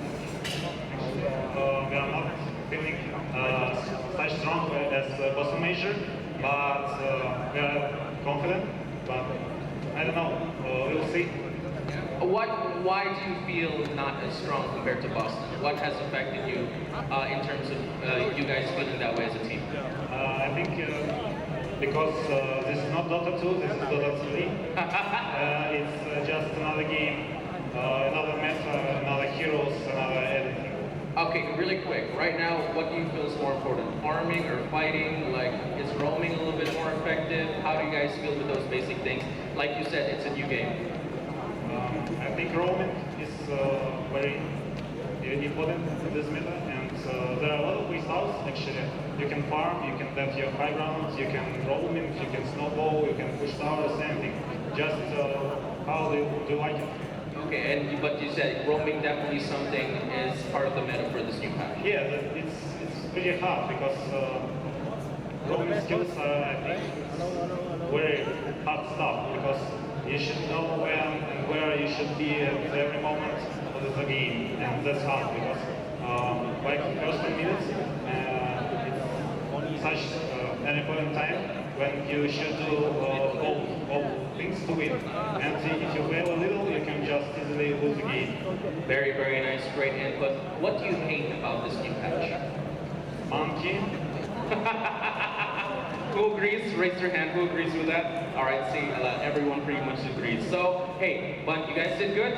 You won the, of course, first match of the tournament. Congratulations for that, and good luck to you. VP, Lil, Taking, congratulations for this pro. Yes, congratulations for the pro. Same thing as the tricky match potentially, of course, against Fnatic, but in the end, Kevin, it was kind of predicted, wasn't it? I mean, I expected them to win, but I didn't think it was going to be that semi-close, and then all of a sudden the game ended. But that's really what Omniac does. You just keep people alive. They did this really slow siege thing, and it was very difficult for Fnatic to win. A little bit different cap to what you thought? The way that the style was played out? Or exactly as you thought? Well, maybe part of that is because of the opening starter license. I think that's a very aggressive combination, and naturally, VP knows how to play that, and they know how to counter it, right? So maybe VP's were a little bit more defensive than I expected out of them, but it's just because of that opening, right? I think it was very clear that they won the draft, particularly, the Omniac is good, yes, but there's some big downsides. But I think the OD in particular is like allowing that to be picked up last. Like, there's no other mid that can do what OD does. Like, there's no other mid that can effectively save heroes from either. So I think that was very clearly one of the big draft losses for Fnatic. That being said, Pasha played an amazing offense throughout that game, and you know, we talk about it being defensively, but actually just, you know, they play these defensive heroes, but they play them offensively. Yeah. And they, as I said before going into the game, would probably just look to end it around the 20-minute mark, which was exactly what happened. You're so good, Jake. Thank you. Yeah, we'll bounce you, Jacob. Your masteries. This is a big fight where they really needed to win it. They finally initiated, leaving them back alone there to heal quick for so much HP, but they had to jump on somebody and kill them, but having the healing ward there on me, the OD save, and the Manta finally on the job, which gives my 5 level lead for Fnatic knew they had one good chance to take a fight, and if they didn't get a kill, the game was over. For me, that team fight, I think, said a lot about both teams. I think it showed a lot. I was really admiring the fact that VP were willing to go high ground like that and not choose to push out the bottom lane, take the tier 1, take the tier 2, go for shrines. I think that was important because splitting up and potentially like pushing out that lane opens up the other lanes to be pushed out. Maybe naturally you get split push or something, and then you naturally break apart. That's where the pickoffs start coming in. They realize we're strong enough just to be able to go high ground now. As long as we stay together, we can do this. And I think the other thing was about that team fight was the fact that Fnatic, they seemed a bit lost, and they really did not seem to have a game plan on how to be able to combat that. It was only at the bottom lane engagement where they finally got a rotation from the Slaughter, but by then it was too late. I think they very clearly lacked a game plan on how to be able to stop this push. Maybe they just didn't expect the high ground push, but you needed to actively push into this team, not just let them siege in your tier 3. When we assess Fnatic's first game, it is only one game after all. How do you thought they played, considering they had very good time together, wasn't too bad early game. Admittedly, the team fight didn't go quite the way they would have wanted to. I agree with you, they like that kind of game, but a solid performance. I thought Rajuni was playing perfectly well. Yeah. He did well in the game. He got an early killing spree. He did his job. They just didn't have the draft to actually snowball the way they wanted to, and they had this pretty dead hero, especially with how VP played it. The bounty hunter just didn't offer anything, because every time they were pushing, they would just preemptively use a dust to ensure that if he was there, he'd be called out. So it's an impossible task for Fnatic to do anything. I feel like their early roaming was great. They did a lot of good rotations with Slaughter moving around trying to help the lanes, but their cores weren't just passively farming as fast as VPs were. I was a little surprised. They were more behind, but compared to a joke, you know, a life stealer doesn't really farm as fast. He has to pick up like an armlet, and then even then you're not going to farm as fast as Ziggur, like Juggernaut, or even like Odie. So they were at a top of disadvantage as well, and that's that's what Juggernaut does. He has that healing port. You can just as simple as slide. Their lineup is just not suited to do anything about it. They could blow up the Omni-Knight. They have to blow up the Omni-Knight in their combo every single time if they want to win any of those. I mean, Passion is playing superbly. We've got some updates, of course, to come from the other game, which is going on right now. Of course, MP versus Newbie also in Group A simultaneously. Our next games are coming from Group B. Before we get there, though, there is another member of our broadcasting that we haven't yet met today. Is the mischievous Sir Action Smacks. Let's check in with him right now and find out what mischief he's up to. Shut up, Red Eye. There's something coming. Something coming through the mist. It's getting closer. It's running towards it. Oh my God, is that Dota fans? Dota fans in the mist? Hello, gentlemen. Welcome. Welcome to ESL Genting. How you doing? Fine. Fine. What's your name? KJ. KJ, sir. Dash. Hello. Well, you dashed right up there, up that mountain, dude. How'd you get up here? We're at the top of the mountain. The clouds are on top of us. Obviously at TV. Hey, I'm from there. Fantastic. Good job. What are you most excited to see here at the top of this mountain, sir? Did you see it? Oh, yeah? See me? That's very disappointing. You've already done it already. So, what about Keith? Who do you want to see win this thing? Newbie? Newbie, my boy. I'm hoping to see anything in particular, boss? Newbie as well. All right, boys. Well, let's go into the mist and see if we can't get Newbie and win this thing. Come on, boys.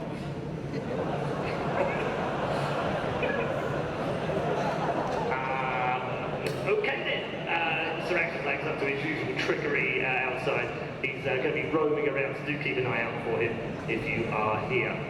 We are moving on to a break, of course, but we do have another match coming up very shortly. Just a quick shout out for one of our sponsors. They pour the money in, of course, make these events possible. Windows 10, the best ever Windows for gaming. Also, after the break, we have a big match. It's moving on.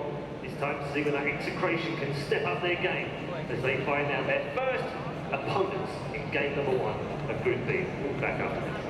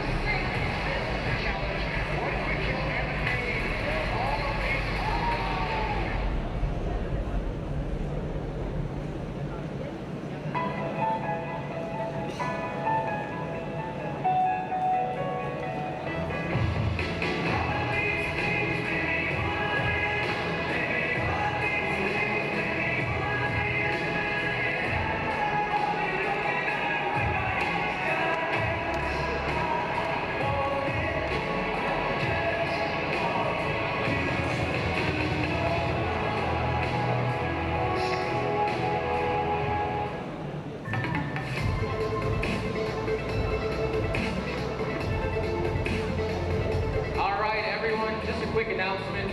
For the signings, it's going to be right over there at Gate J. It's at this side of the arena. So you just have to go around all the way here. It's Gate J, okay? J. All right, that's for the signing. I think Fnatic's on at 3 p.m. if you guys want to have a signing with them. So again, the signing area is over right here at Gate J. Okay? How you feeling? How you doing? Feeling sexy? Touch? Don't touch yourself. Don't do it. Okay. All right. We'll see you guys in a bit. Second match, Execration DC. All right, guys. Thanks.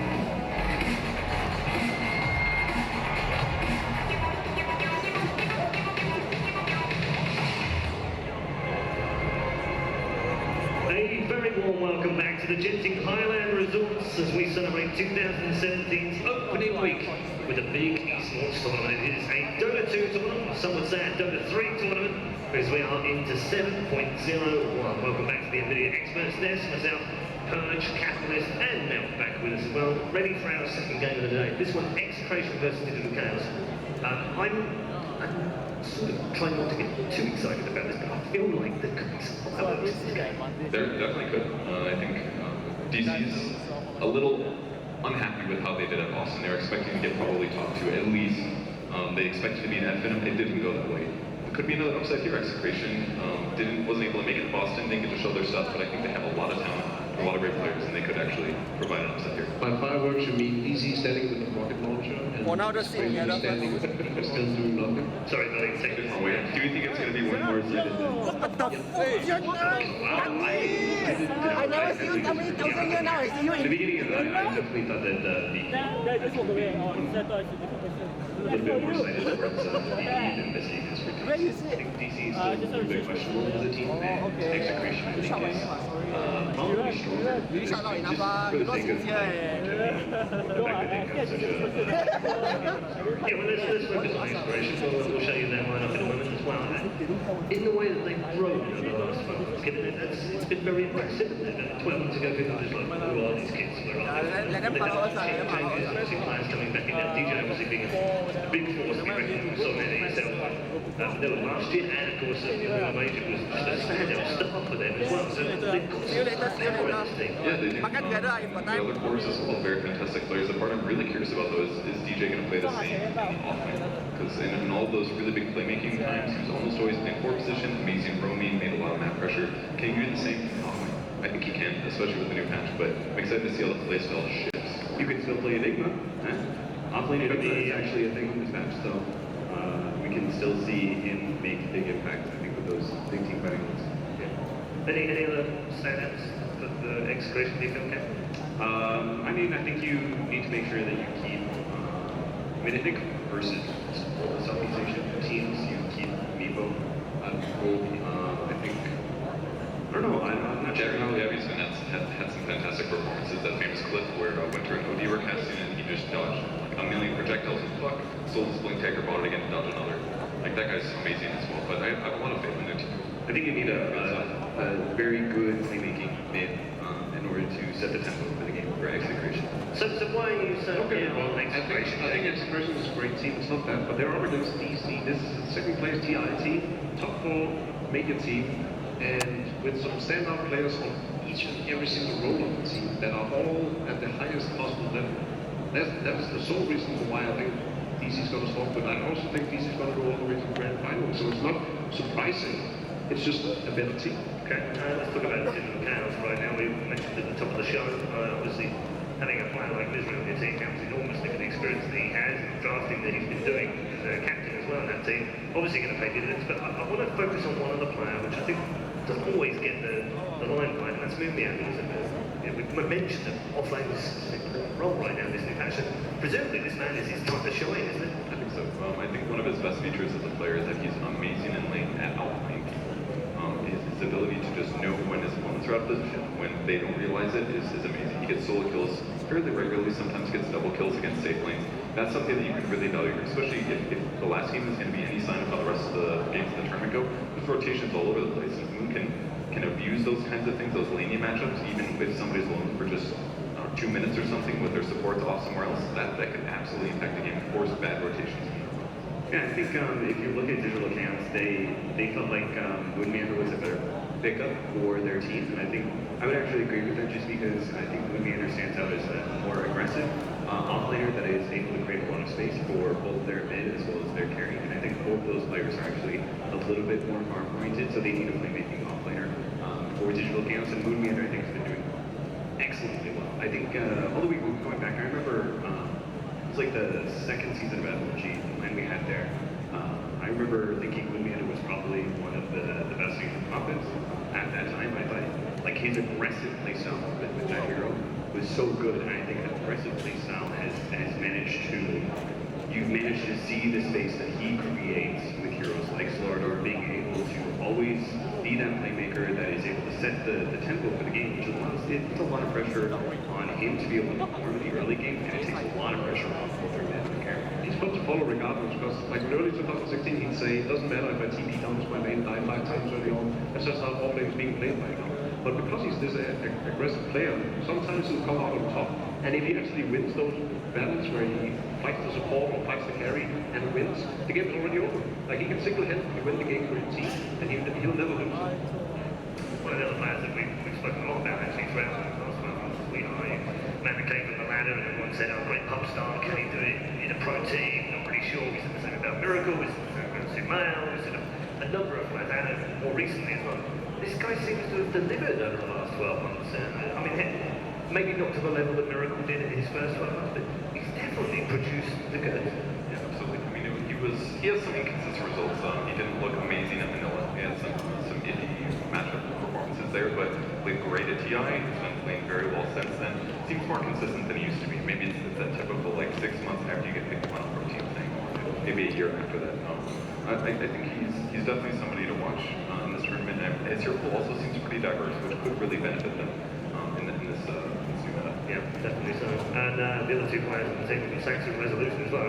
Such a well-rounded team camp, isn't it? Yeah, Saxa is for sure, I think, one of the supports that came out of this last year the strongest. I think he definitely improved his mettle going from, even more so, I think, than Weehaw, because at least Weehaw had this, like, kind of constant presence on, like, BBC and was playing on these, like, tier 2, tier 3 teams, and people recognized him, they just weren't sure if he could make that transition to tier 1. I think Saxa, more than most others, came a little bit more out of left field. It was, like, one of those supports who just, like, all of a sudden everyone was, like, on that radar.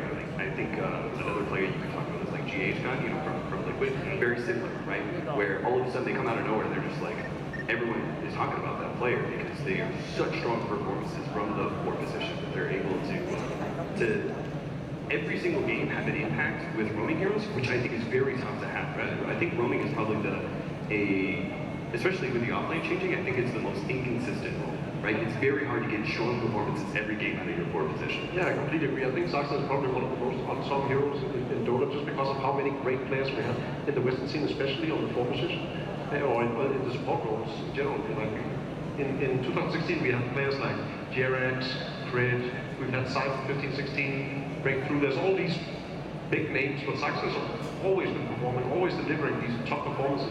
Yapso is another name that stands out, and yet he's just this quiet type, just does his role every time, he does it to perfection, and he's still not appreciated as much as I feel like he should be. With that said, though, he has been playing a little bit more 5 lately. Obviously, it's very historical before, but Misery's been taking more of that 4 role in the last month or two, so it'll be interesting to see where that falls. And he mentioned he does like playing 4 better on the way here, but you know, he does what his team needs, and I think he'll be able to handle it. You know how I know Saxa is really good? He's able to climb in NA with support. Yeah. That guy just picks up support most games. He's still able to climb in really well in NA. Yeah, that's good stuff. Resolution's the final member we haven't spoken about. How do you feel he fits into the team, Jake? Arguably 16's best character. Let me ask you a slightly. Do you think it's better that he plays in an international squad like this rather than a home-based squad? With all the politics that comes with that region. Probably because of the politics of the region. So yeah, it's obviously worked out really, really well for him. You know, you could have hoped for him to rejoin Navi and create this strong region powerhouse. They're trying a different path now as well, and I think that's great. I don't think he needs to. I think he said he has to. Like, they seem so friendly within the team. You know, they love each other. And so there's absolutely no reason for why they should change any of that. He also seems to love the American lifestyle. You know, I almost gave up on Resolution. I remember a really long time ago, he was like the CIS superstar, when like people were, this guy's crazy, you know, this guy's an incredibly good mid, he's always going to be so strong. And then like the CIS team, like the whole entire region just had these issues, and it was just like, and he's like, Resolution's just kind of lost there, right? And then he's able to leave that region and very clearly shows himself to have enough versatility as a player to be able to adapt to and carry position. In terms of when these two teams match up, Jacob's got very clear ideas. He thinks this one's an absolute dead set. I'm not going to talk to Jacob anymore, but if Execration can pull this one off, where is it going to come from? Is it going to come from a bit of draft crafting? Is it going to come from a special player mode? What is it going to come from? I'd like to see some play that's a little chaotic enough where the other players are thrown off. Maybe some unpredictable movements, maybe some aggression that it's so constant that your enemy team can't really set up and do what they plan to do. Put them on the back foot, don't let them react to the way that they want to play the game. I think that's a really good thing that C teams can do, very good aggression. And in some of the cases, they will fall flat there, they'll do something efficient, and they'll get off more for 10 minutes, and then they lose any of that advantage. But if they can put those two things together, especially with all the extra practice they had as a team, and especially with all the extra drive as well, I think they have a shot.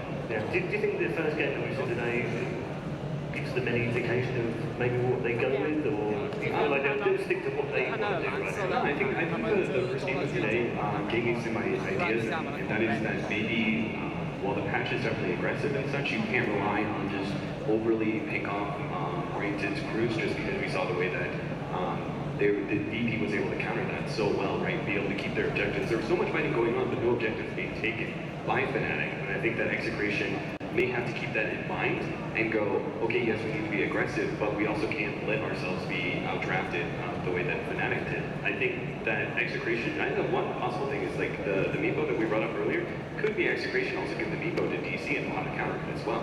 Yeah, that is something that I think DC, Lethal Meepo is going to be like 1-2 ban for most teams here, but if another team knows how to play it and know how to counter it, maybe we can see that, something that could be that little bit of edge to Execration. But you think maybe Execration just back away from that all-out, ultra-aggressive kind of style that we've seen them playing? Yeah, maybe.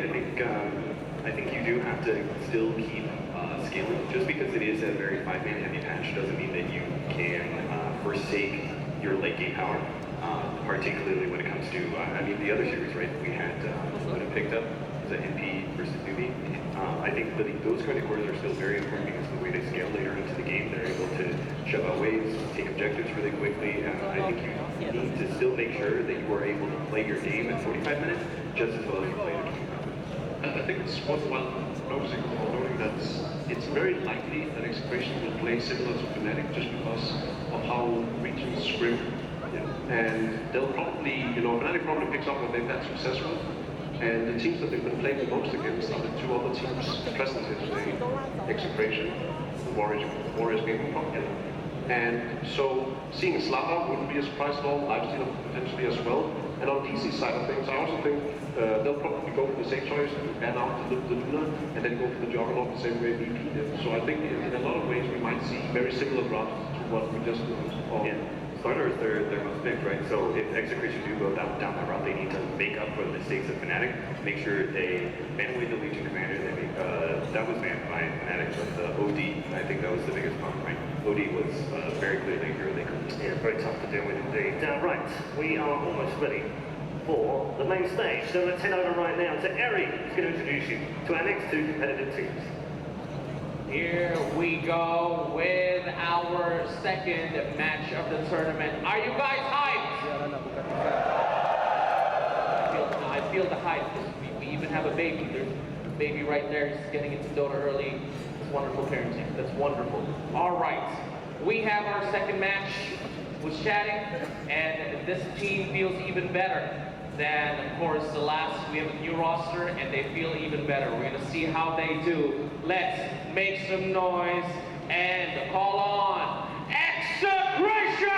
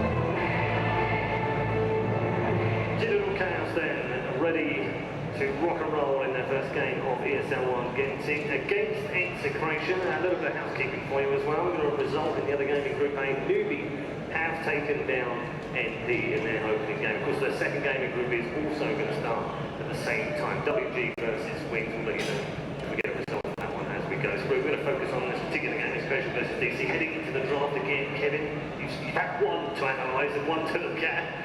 Are we going to see something similar, different? What are we going to get? Slaughter again. That's all I got. Yeah.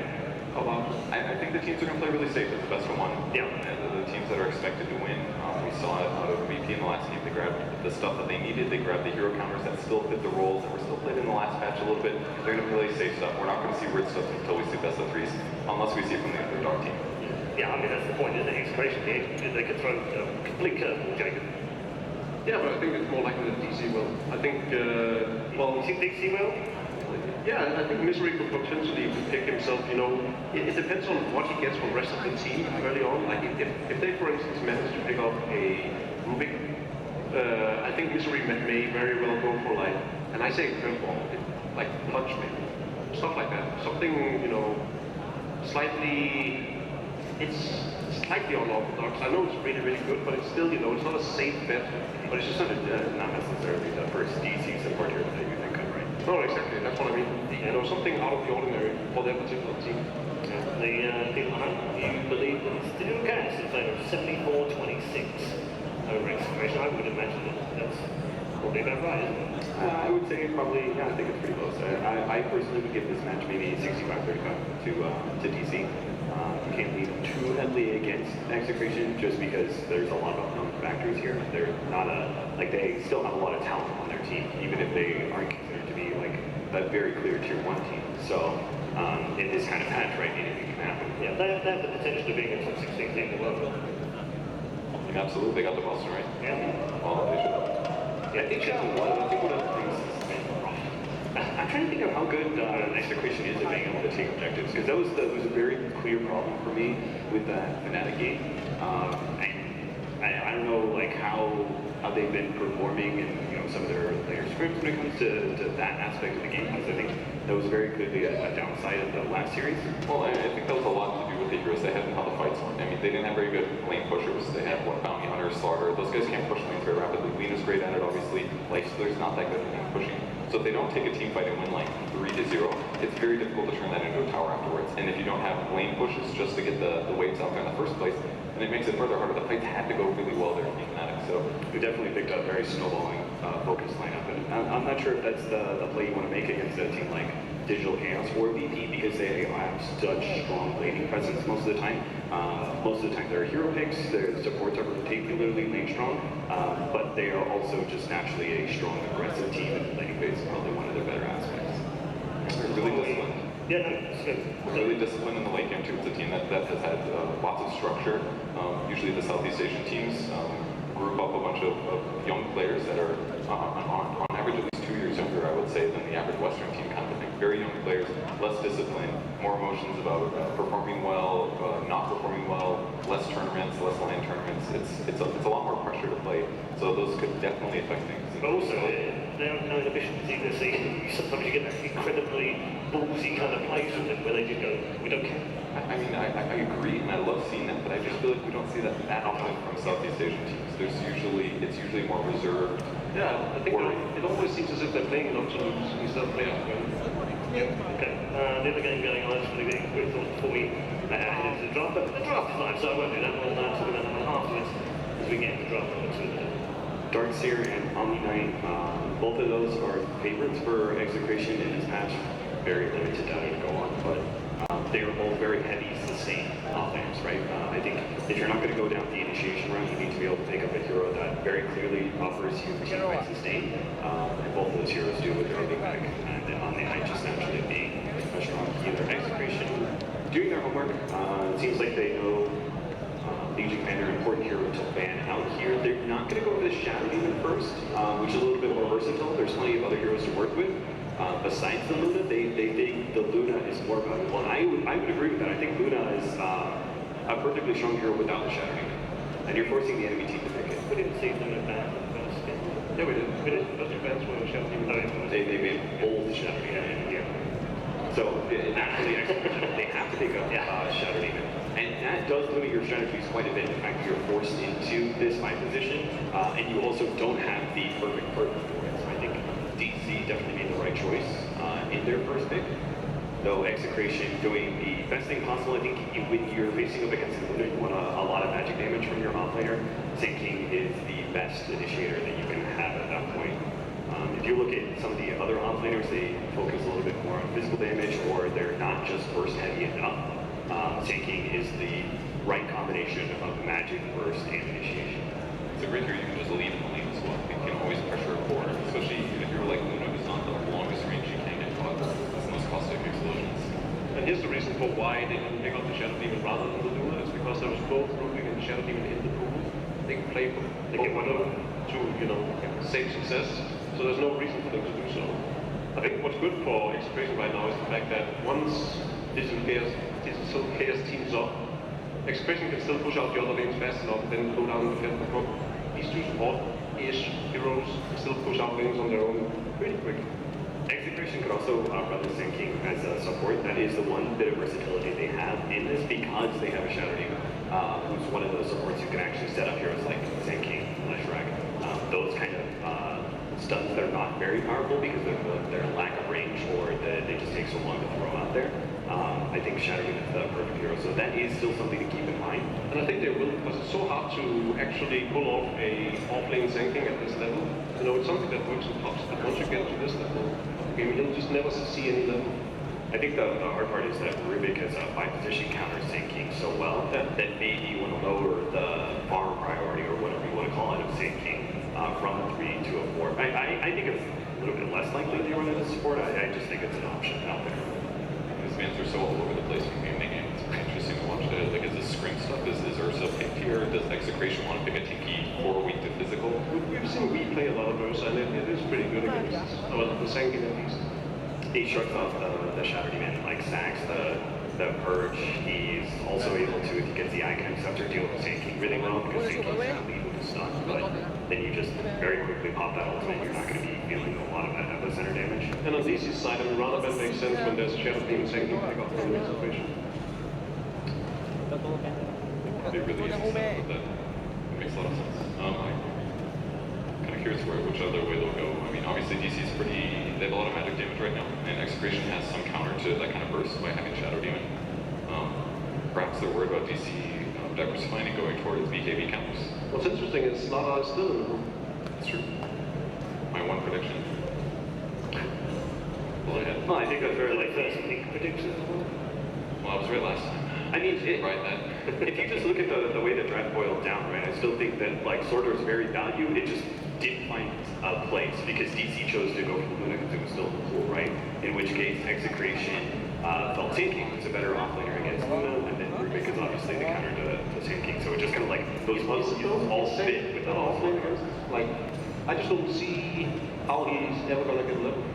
They just dual lane or something. I mean, everybody's been rotating so often. I feel like you can get away with it. In worst case, you go to a medium camp near your secret shop, and you can jump a lot easily if you get Satyrs or something. Yeah, Caustic Finale is really valued to be able to juggle those creeps back and forth. Right. Yes. Nice. All right, so we are going to have Sinking support into Slaughter. So Kevin and I will go. I'm just going to ride this for like years. Remember that time? I don't need to. Just like he... I have like a long list of those. I think just like he wrote his early Dota career into years of analyzing despite never actually being an expert. What? Captain Zeus, right? Just thought I would point that out. I mean, I don't feel the need to point out that I'm right because I did it for you, but then you just constantly hear that every other sentence. Adorable. I like the OD man though, because it gives Execration a lot of that defensive support aspect that OD also provides. And that should mean that when they initiate, if they initiate first, it should always give them the especially with Slaughter and Sink, those two heroes, plus Shadow Demon on the backside. Like, I feel like they have a lot of great reaction power. Cosmic is back. Okay, kind of a similar reactionary pick. You know, you snowball, pull people in, it's basically AoE disruption, you counter a Sinking epicenter. What did I miss? Do you know what Sox's name is in pubs? I do not. His name is, at least it's been for the longest time, Buff Tusk, please. Because, you know, that hero is just, like, he's such a fun hero, and he's so fun to play play from a forward position. You know, you just have like so much fun playing it. It feels like a playmaker. You can do a lot of things early, but you just got to guard to the ground. Isn't it misery playing? It could be, probably. I mean, Sox is amazing Rubik, so exciting. So you've got like, you still need a hard initiator. What are his left for DC? You've got Bat Rider. You'd be picking into a Weaver, which, you know, there's going to be a very obvious linkage. They need like a running hero, something like a Centaur, I think would be good, just because they can keep their opponents from running away with us. They also need something that can frontline for Luna if Luna gets jumped on. I think something like that.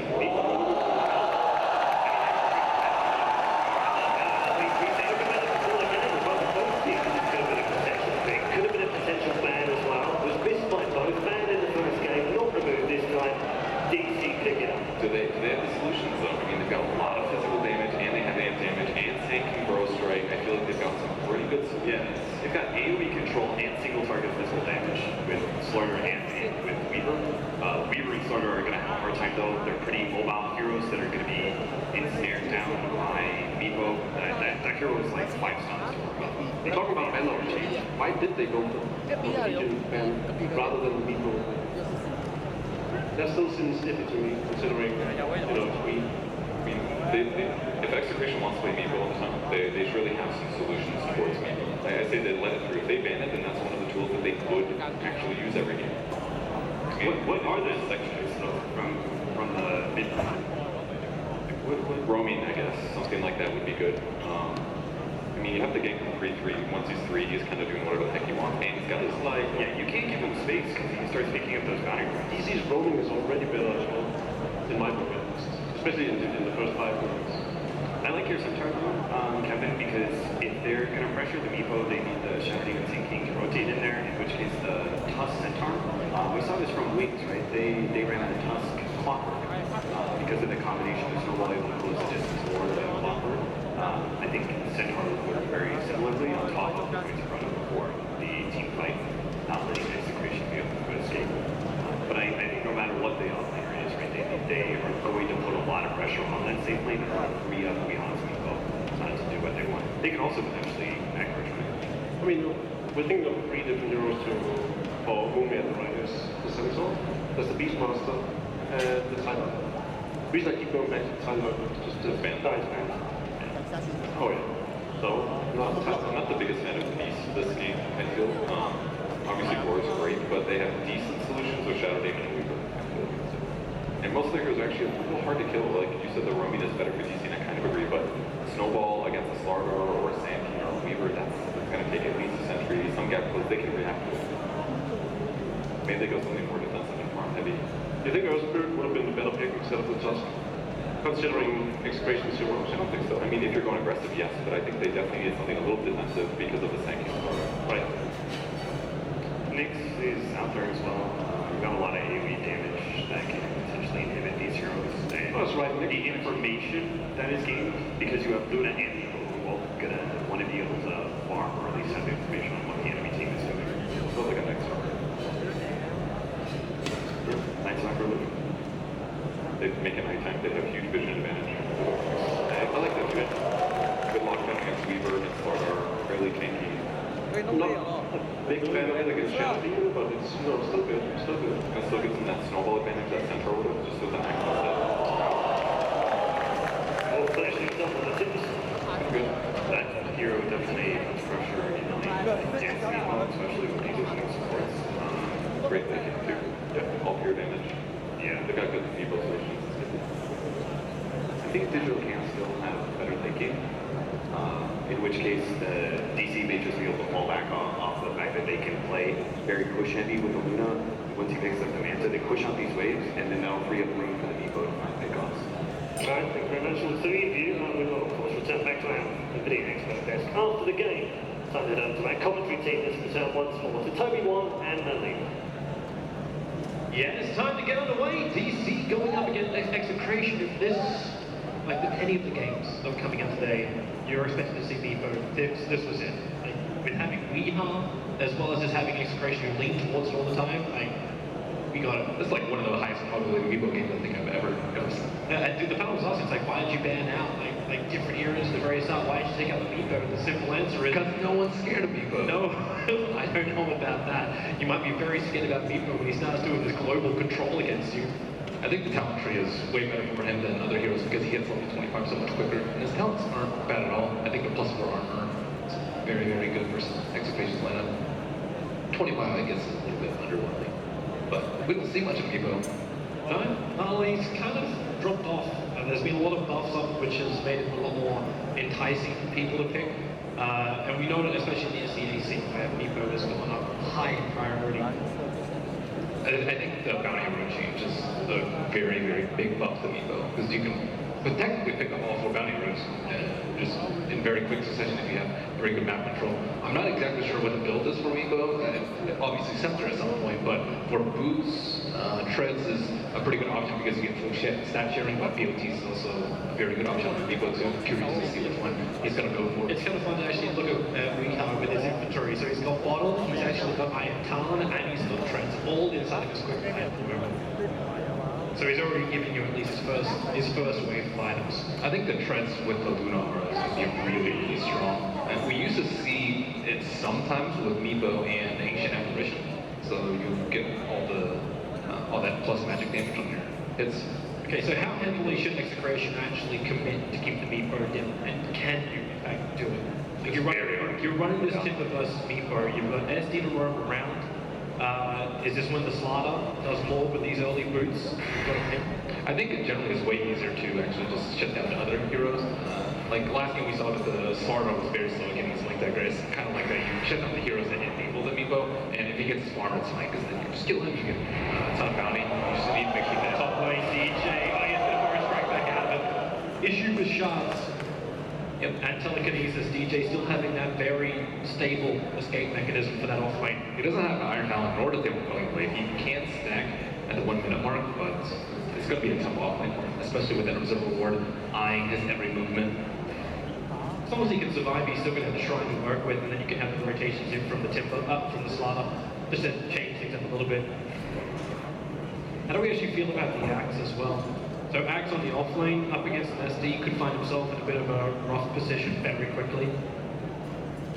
It's, I think, very good versus the Weaver, because very physical based and very squishy as well, and very elusive. And the Axe, I think, solves most of that. He is very vulnerable to the Timbers on the sinking though, so that's the one big problem that I see. However, his laning phase I think is going to be fine, because they don't have that strong of a support duo on the bottom lane. Shadow and Slardar, not that formidable. Top lane, DJ's in a little bit of trouble again. He's going to Burrow strike himself away as we have resumed the game. He only got caught by telekinesis and shard. Sucks from the trying to make his life a living hell, and they're already, okay, here we go. So maybe they've had enough of this laning phase and they're going to actually bring in the SD and the Slaughter under the cover of smoke to see if they can catch out one of these supports, which have been playing very, very impressive. And it's the perfect time. Snowball is not up for the Tusker. They don't have that much damage. No caustic, and they're all still level 1. They're fighting into a Luna at level 1. So you're starting up on Tusker. There goes your Burrow strike. The Crush is available too. Sucks are losing a little life very quickly, and with the shot, great enough space for himself. He'll drop down. Shaman's blocking his resolution. The Burrow strike is on call out with a pickup from Mystery just in the nick of time. Pulling him away so a resolution gets back into the safety of his tier 1 tower. That was a pretty big 2 TPs, a solo game, but definitely worth it for the first blood there. They actually caught him at the time where he was trying to pull, so that was very timely by Execration. They also had that Observer Ward on top so they can keep eyes on Misery. But now Moonmander will remove himself from the jungle. This bottom lane, Weaver's getting a lot of early levels, actually looping around the back of Poon. No TP support's going to come down to him, but Nando, he went 2-point Shikuchi, like, just harassment, continuously trying to force Moon out of the lane. But Moon can now afford up almost his trackless, and he'll be fine. Yeah, he just needs a couple levels, and Wee's already starting off into the jungle at the 3-minute mark. I usually don't see it this early. Usually you see one people in lane, especially around the stack timer, and then it'll just keep stacking up, but it looks like he just wanted to take out some medium camps in the meantime. It's very, very difficult to lane versus the Timber Saw. With extra meepos, you're just giving him extra reactive arm stacks. You actually concerned too that Timber has kill potential against weakness early on? Until level 6, like, is that when you start thinking more about it? Yeah, it's just, we're just trying to maximize his farm, because Timber's going to get his regardless. He's going to be dead on bottom lane. The Timber attack's going to chase him down. No support available. The Digital Chaos second support was up on top lane, trying to do its work. Yeah, Axe is actually a very low armor hero unless he gets Berserker's Call, but he actually hasn't skilled it up yet. I don't think that one point in the battle hunger very early on, when his Berserker's Call was down, the Weep was going to do a lot of damage, especially with the Lightstone. Picked up very early on, and DJ is actually able to pressure the Luna up a lot. You want your Snake King to be able to be in this position where he can actually come up to the quick wave, blast it, and threaten the Luna a little bit with like Caustic plus Burrow Strike Harass.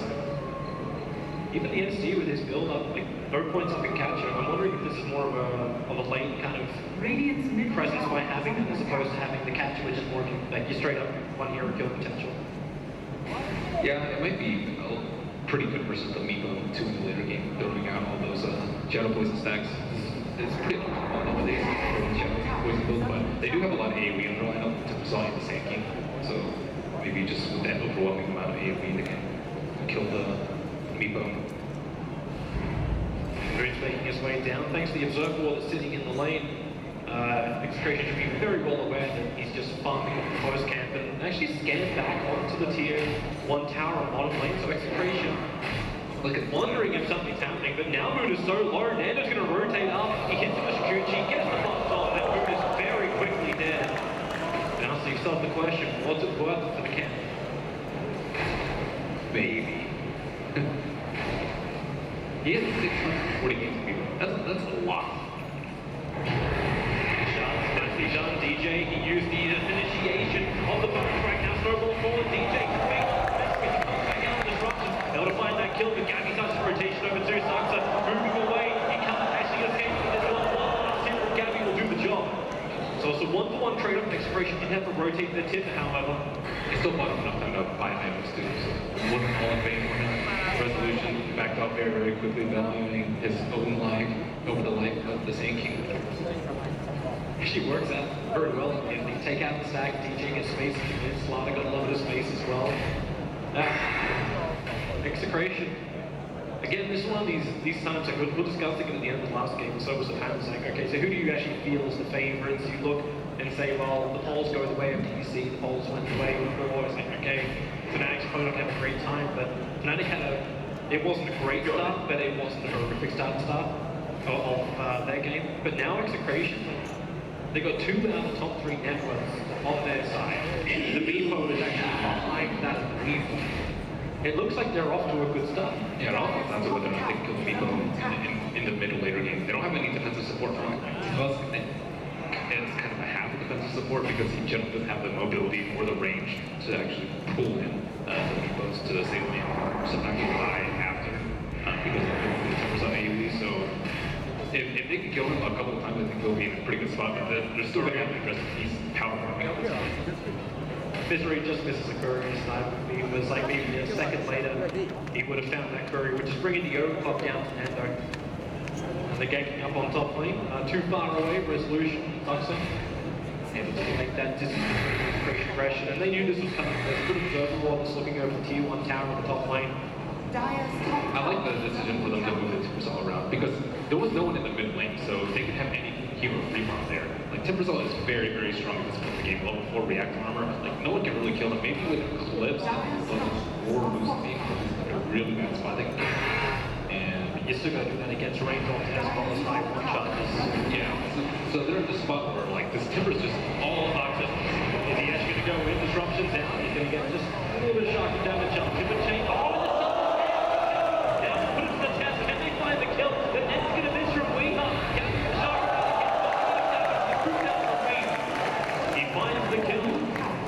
and the force off the top lane, but they bring almost everyone down to that. Meanwhile, Moon on the bottom lane. Is there another Genting? Nando already used his time lapse, so he's not going to push the issue any harder against the Axe. Oh, maybe he will. With the Observer up, he realizes Moon's moving over. Starts the shrine. Resolution quickly TP down as well. And Timbersol actually didn't have that many items. He felt kind of immortal with the 4 reactor armor. I think think he had max stacks at that point, but simple double from Vivo. Put him in the Good control from DC to make it work. Even though we dodged some of the early nets, DJ with the haste rune is looking for his opening. It's up on top lane, so starts up. Forest strikes straight through the tree line, gets in range for the crush, and this will be one very dead Tusker. Who's he going to snowball towards? And the choice is DJ. All the way down, and he, dies to the distance. Luna is still, they're having their heroes now. They don't have any deaths on Vivo nor the Luna at this point, and Vivo is getting up there in terms of fighting on the hand. Just needs to make sure he can withstand the damage coming his way soon. That's why I kind of want to wait and see how long it takes for Weaver to get his element items, and maybe that's when we start looking towards the tier 1 towers. Is that Execration's part? Like they're getting a lot of good farm out of all the lanes. Do you look to them actually forcing down towers over there? Can they do that against the DC line? I think the jungle's more, they don't have that great tower centers. The Weaver's pretty decent, but I think he can do that on his own. I think what they need to do is get the blink up on the Sand King on, put their Sand King and Solar on, and have the Timber Soul get to the point where he doesn't die when he makes moves like that. Plus 15 damage from Weaver. I was wondering if you did that over here for the armor. I thought he would go for the armor just because of the that he's up against, but looks like he's going for the damage. Execration better be gonna hunt. They're trying to make the most out of this observe wall. It's only got a minute and a half left. But they see Moon. Yeah, they know they perfectly see Moon. They know exactly where he is. But this is a very simple kill for them. All they gotta do is get the disruption off Moon.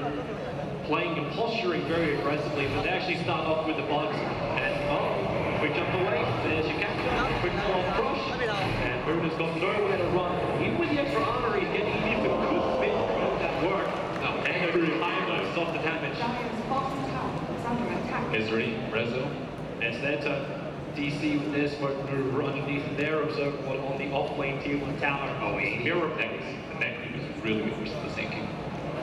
On DJ, does he feel it coming? He's got TP available. If he can just get into the tree lines, but he's rooted up by the net. Nobody get free. Forest strikes down, but already Misery's in position. Grabs the tunnel, and actually steals Forest strike, canceling off the sandstorm and revealing DJ. Yeah, that's what's about not want to give Rubik at this point. It just makes life so easy for him. Like you generally just don't die until you get really good. But if you have Rose, it's so easy for him to get in and out of fights. And just pose a huge offensive threat. Beat, like let him get in, not any of the nets.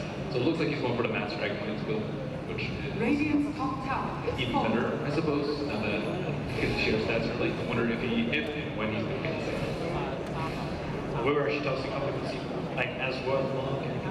And maybe not, but it's a lot of stats. And Weaver always comes in handy. But I think with this he wants to fight early. They want to end the game with this. To fight with perhaps Max and Aura. Rezo, it's like he has gone for 2 points in play with 1 blade. So that'll be half his build. I see the 4 blade build before, that's kind of a free farming lane. This losing being build is much better. People are actually contesting it late. Imagine they're just forcing them to get into this school early. They still build up to it. I think you still go from the floor actually happen. Yeah, but you have a Meepo on your team, so do you actually need to do damage, or do you just need to max your armor so that Meepo does a lot of damage? His attack speed is ridiculous right now. Look at him. He was just clearing Asians, but that does actually pose the question then, does Meepo go anywhere near the Luna? Like we have control the entire map, you leave the DC 4 left behind. Yeah, that's okay. In fact, DC 4 do smoke up behind the tower and leave Weehan. There's one Meepo on the front. Scan will not connect. Shark goes down, he's doing imitation, so the Shark won't hold in position that long, and then becomes smarter, but the stun, it can telekinesis, snowball, protection. It looks like he's actually going to go deeper. Almost lost the 3 got too far.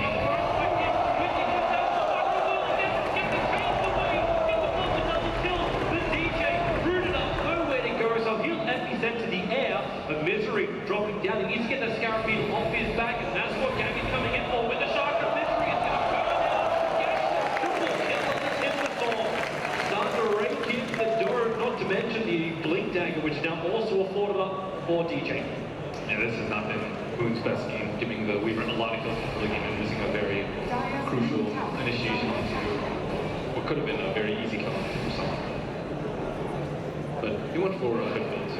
It's very appropriate given what he's been dying to. You were talking about that magical damage. Yeah. How do you negate it? Having the hood is fine by itself, and now he's going to work his way into the Bloodstone as his next item. And especially coupled with defensive disruption, it should be very, very easy. Now that they need the same to be able to have a big impact. He got netted as he was chucking the epicenter. Just couldn't even perfect. It was pretty bad. Oh, that's up. Here they go again. Sucks up. He'll actually hide himself at the snowball with the one shot. He's still touched up. So he'll go for a quick punch. The nose slide is over. Maybe Meepo. No, he can't. He just throws out the net, and there's nothing more to come from this. And now you've got the top tower going down. Big one for Nando. He is rapidly approaching this Lincoln Sphere of his. Combine them with the Dragon Lance. Okay, Gabby's going to just overstuck to the bottom. Eventually had to end. That ability to creep down, boots and really good. But that's 20 reactive armor chart is already up on Gabby. Good luck. I'm wondering when they're going to do Roshan too. I think both teams have looked very, very good Roshan lineups. The Weaver buff, the Radiant side, and the Meebo is very, very good. They don't have any points still yet. Not sure if they're going to build it, but they can also take them down very quickly. It's like DC, poised to break the smoke if they go up the hill of Misery. Perfect position to do so. What a great time at that point there. Prepare for Misery, throwing down low. DJ killing him off with the sandstorm, so Misery will fall. And now Weeha wrapping around DJ. Epicenter will start. They will channel out. Weeha's got more from that. He can tank for that one down the river. Who's still being picked off? So 2 for 1, and in comes Gabby. Weeha grouping his Meepo back to the tier 2 tower on way to safety. Wow, what a stud DJ. He was smoke bomb, but he didn't kind of question where they were. Like he knew as soon as smoke bomb up the hill, they were just waiting. And he knew that he was actually waiting for the smoke. It's kind of a next level approach. Good like curious, like touch into the living. Another great skill for the More repositioning abilities for a room. It's a dream game for him. Maybe not so much once Timber and Weaver start building up on their items. So the Lincoln Sphere, it's now only 40 gold away from Nando. Gabby is also rapidly approaching his Bloodstone and sits about 1700. That's very problematic because He's got both links up already. Yeah. It's very easy to like crush and follow with an epicenter burrows, right? And there's very, very little you can do about that. Maybe with like Rubik, Max, Snowfield, and then Meebo's innately high magic resistance, they can take it. Kind of want to move my eyes open towards Misery, see where he's going to block, because he already put one down next to the bounty room. The fact he took the bounty room may reveal the fact that it's there. The coach was just giving the chances to actually wrapping around. They're in a good position to gank up TJ.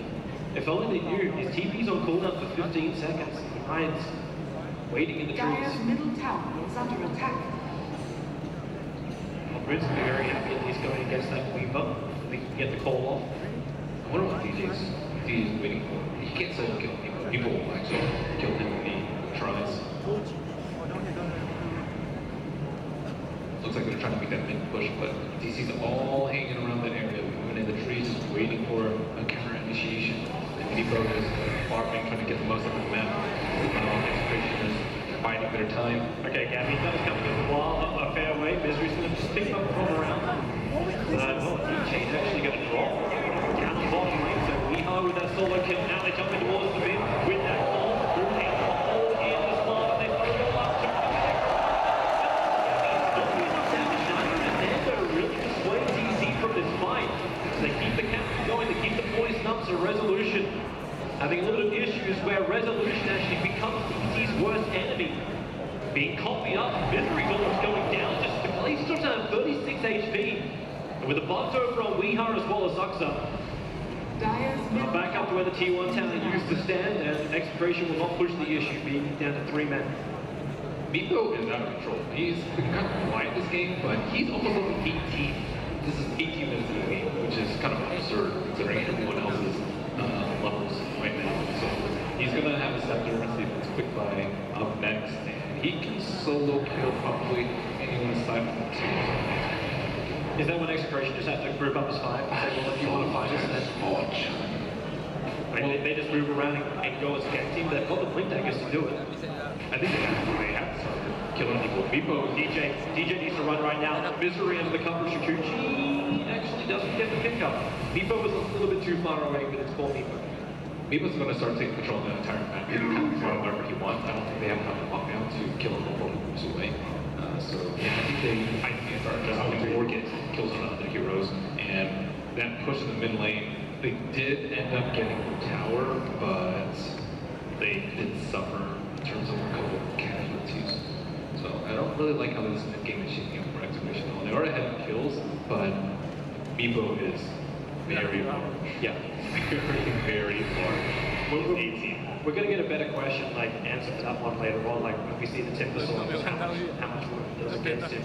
When you have Weaver getting a proper damage in the item, and not just Desolate looking for something more. But this is when DC can maybe make their own play.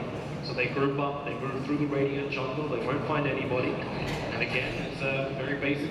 Put that observable down in between the towers, realize what's going to go on.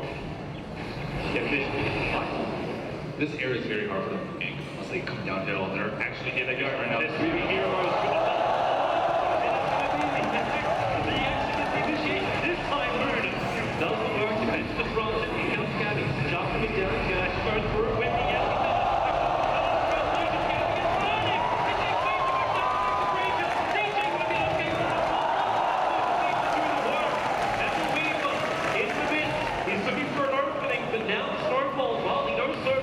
there's a drag back down, almost great to the central one. Shikuchi through, Sux didn't find the target. Now Nando does find that kill. Gabby is back to the front line with the chakra. It's way too late, doesn't find the kill. I think Meepo out of that fight would have been, I think, okay for Execration, but Meepo did not end up dying to the heavy burst of magic damage from temporary. Because he's kind of the only one that can survive through this eclipse of massive hoop damage. And of course, they did walk into that observable ward. Yep. Leading to that Superman wall. And that definitely didn't help things. It's not going to help it now that Weeha has enough money to finish up his Aghanim Scepter. Yeah. The Meepo will now expand even further. Yeah, get Scepter, then just do Roche. You don't actually need a blast guard. It's 50% lifesteal at level 15. And he has evasion to boot on top of that. So yeah, do Roche, swap out the Iron Talon, and he is going to be the most powerful hero in the game for the next 15 minutes. It's a very worthwhile, but he's got this very tanky type of style. Is it worth getting the plus 400 health, or is it actually worth cutting your proof cooldown in half with that negative 3 seconds? I'm not sure.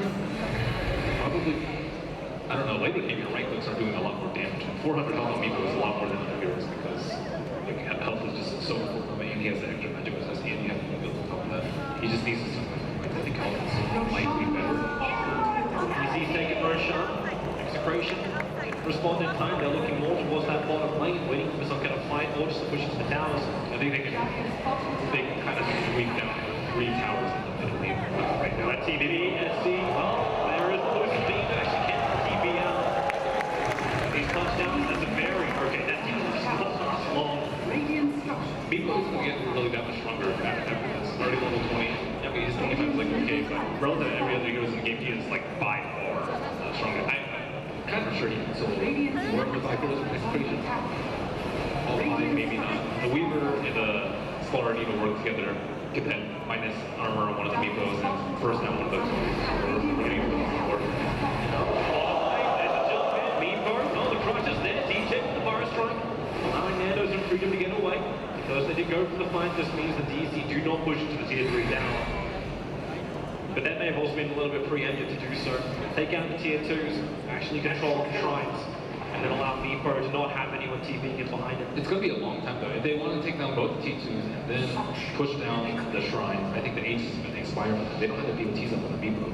So he is large, but Execration are just going to try and wait peak so they can get their level 10 team talent on their side.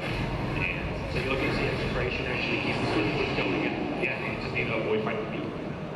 You can't kill him twice, not with the team around him. And I think that's just kind of really at all costs. It's just the massive apocalypse near their base where they just sweep the base and you don't have to try and that happening. Instead of fighting inside the walls. Use your buybacks potentially, like, really kill the Meepos could be worth so much if they can get it. Yeah, they really need to kill him. It's not a possibility right now. What about the tier 2 tower on the bottom? Just the Beatles, the Swarm to slow down we just want to slow down the Meepo that much. They're actually in a three-man position on the top lane to look for some level of trade. He's getting some good lane in the way of DJ. He's already finished his 4-star from the Agus, they've got good durability out from him. And Agus Scepter is next on that wish list. They're actually going to come up. Timbersaw is there for the defense. I think it's they can wait, but I think it's more of a shot. It's going to Gabby. Yeah, he's going to chain out the shot from stolen up by Misery. And Weehaw. It's a lot of damage going into the tower. He's already got the roots over on Gabby as well. They need extra as well. There is coming in from the Slaughter. Control the Slaughter. You've already lost one and now with the eclipse going on. Gabby flicks away with the 4-star. It's another range for Fire Strike. Holding up Meepo. But it won't be enough to keep the Slaughter alive. DC. This is way too strong.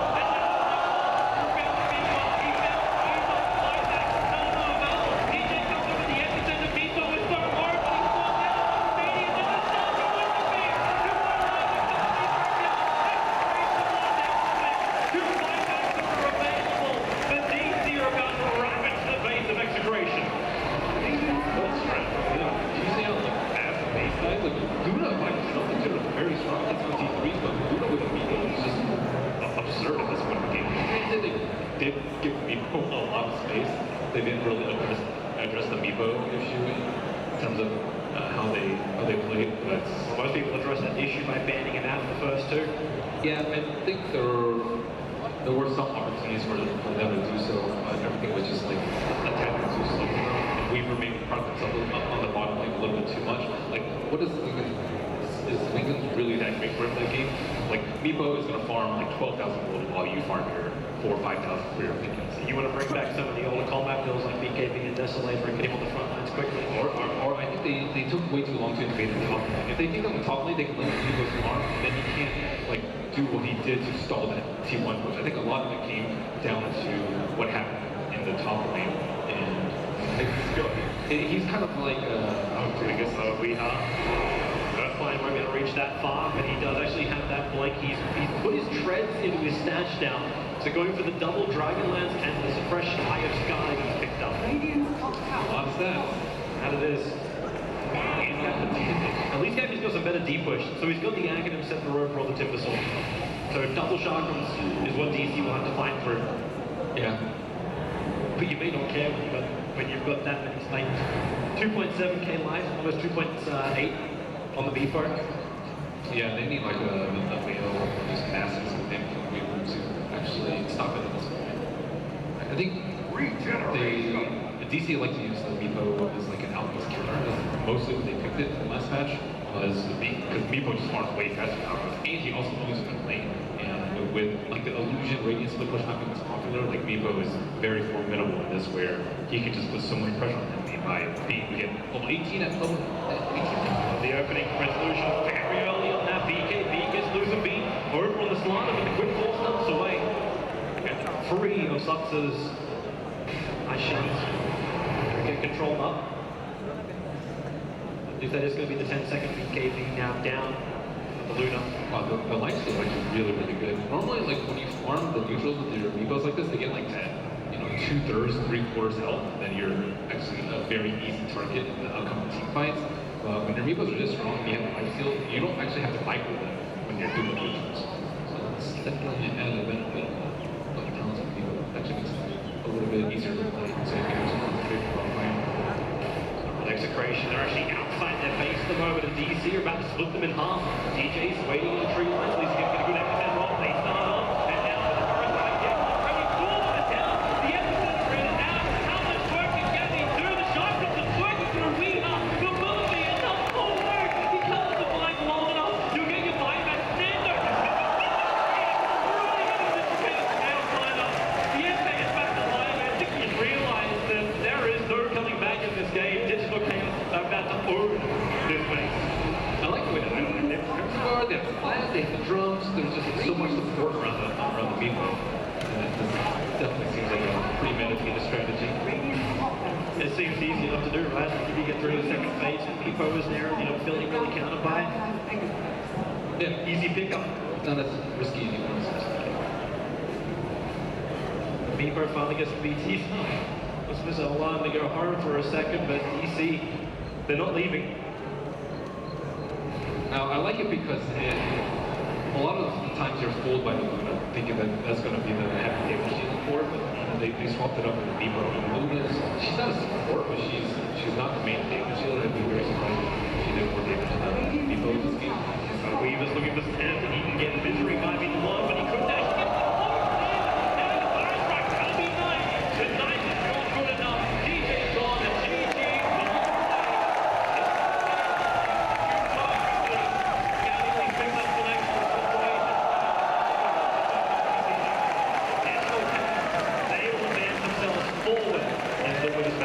What an outstanding performance from Weaver game. You know, they actually have to play them. Like, Moon didn't do terribly great offline sports, you know, die a lot of times, but it didn't really matter because their strategy was just so sound. Yeah, I actually wonder, like, if Execration could have done anything better. They could have just given the global control that came from the league, but it just seemed to be that Execration just was not. They didn't have much strength to fight easy. First time they tried to do it.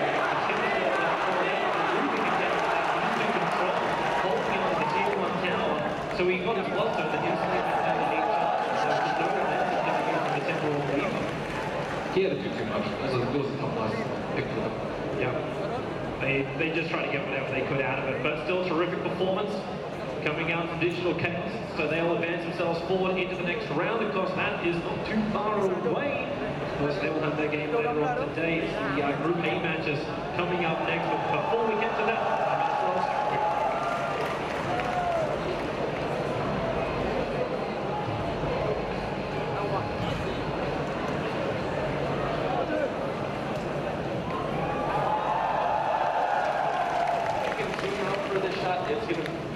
it's gonna be fun.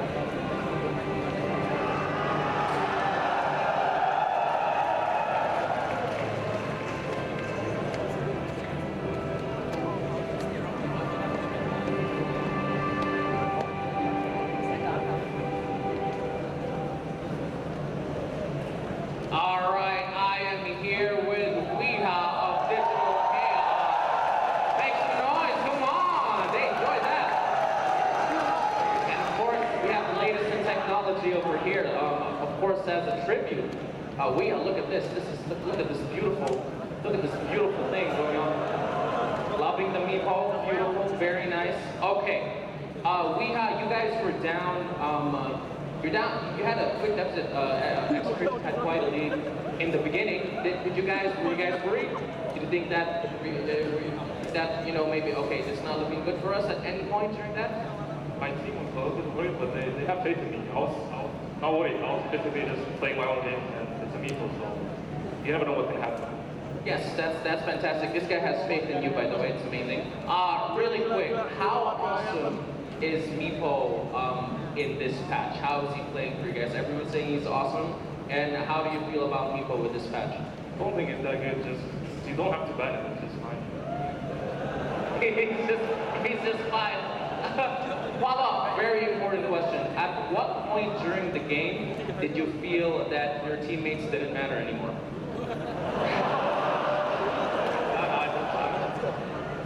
I don't want to answer that. Well, anyway, congratulations, and of course, Meepo over here. This is actually the latest thing. You can tell him to do anything. He'll do something. Do the poop. Beautiful technology. Look at amazing, very nice. Ladies and gentlemen, this is We Are Digital Chaos. Congratulations on the win. Thank you very much. Meepo doing great. Thank you guys.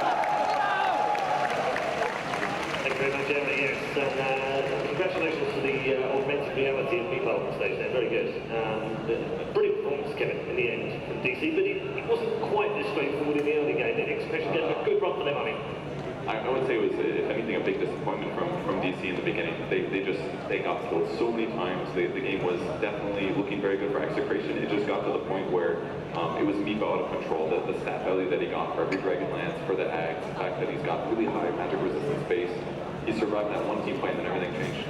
Yeah, I think Execration definitely showed us certain signs of them being able to play the game, but I think Meepo just proved to be. There was a reason we talked about it before the game even started, right? We know that DC has probably one of the best Meepo players in the world, and Execration, they very clearly left it out, and I thought maybe they had a counter to it. I mean, they would have experienced a lot of Meepo being in Southeast Asia.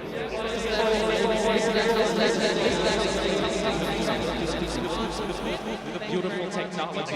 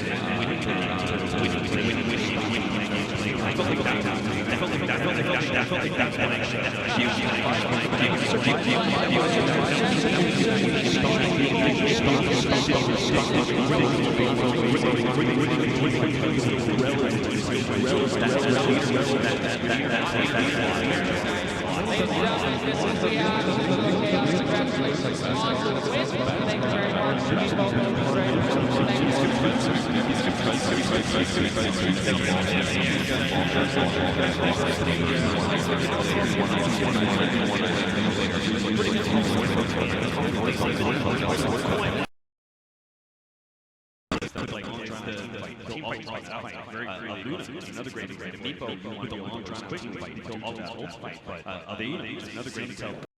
Dragon Fruit. So this is how it looks like.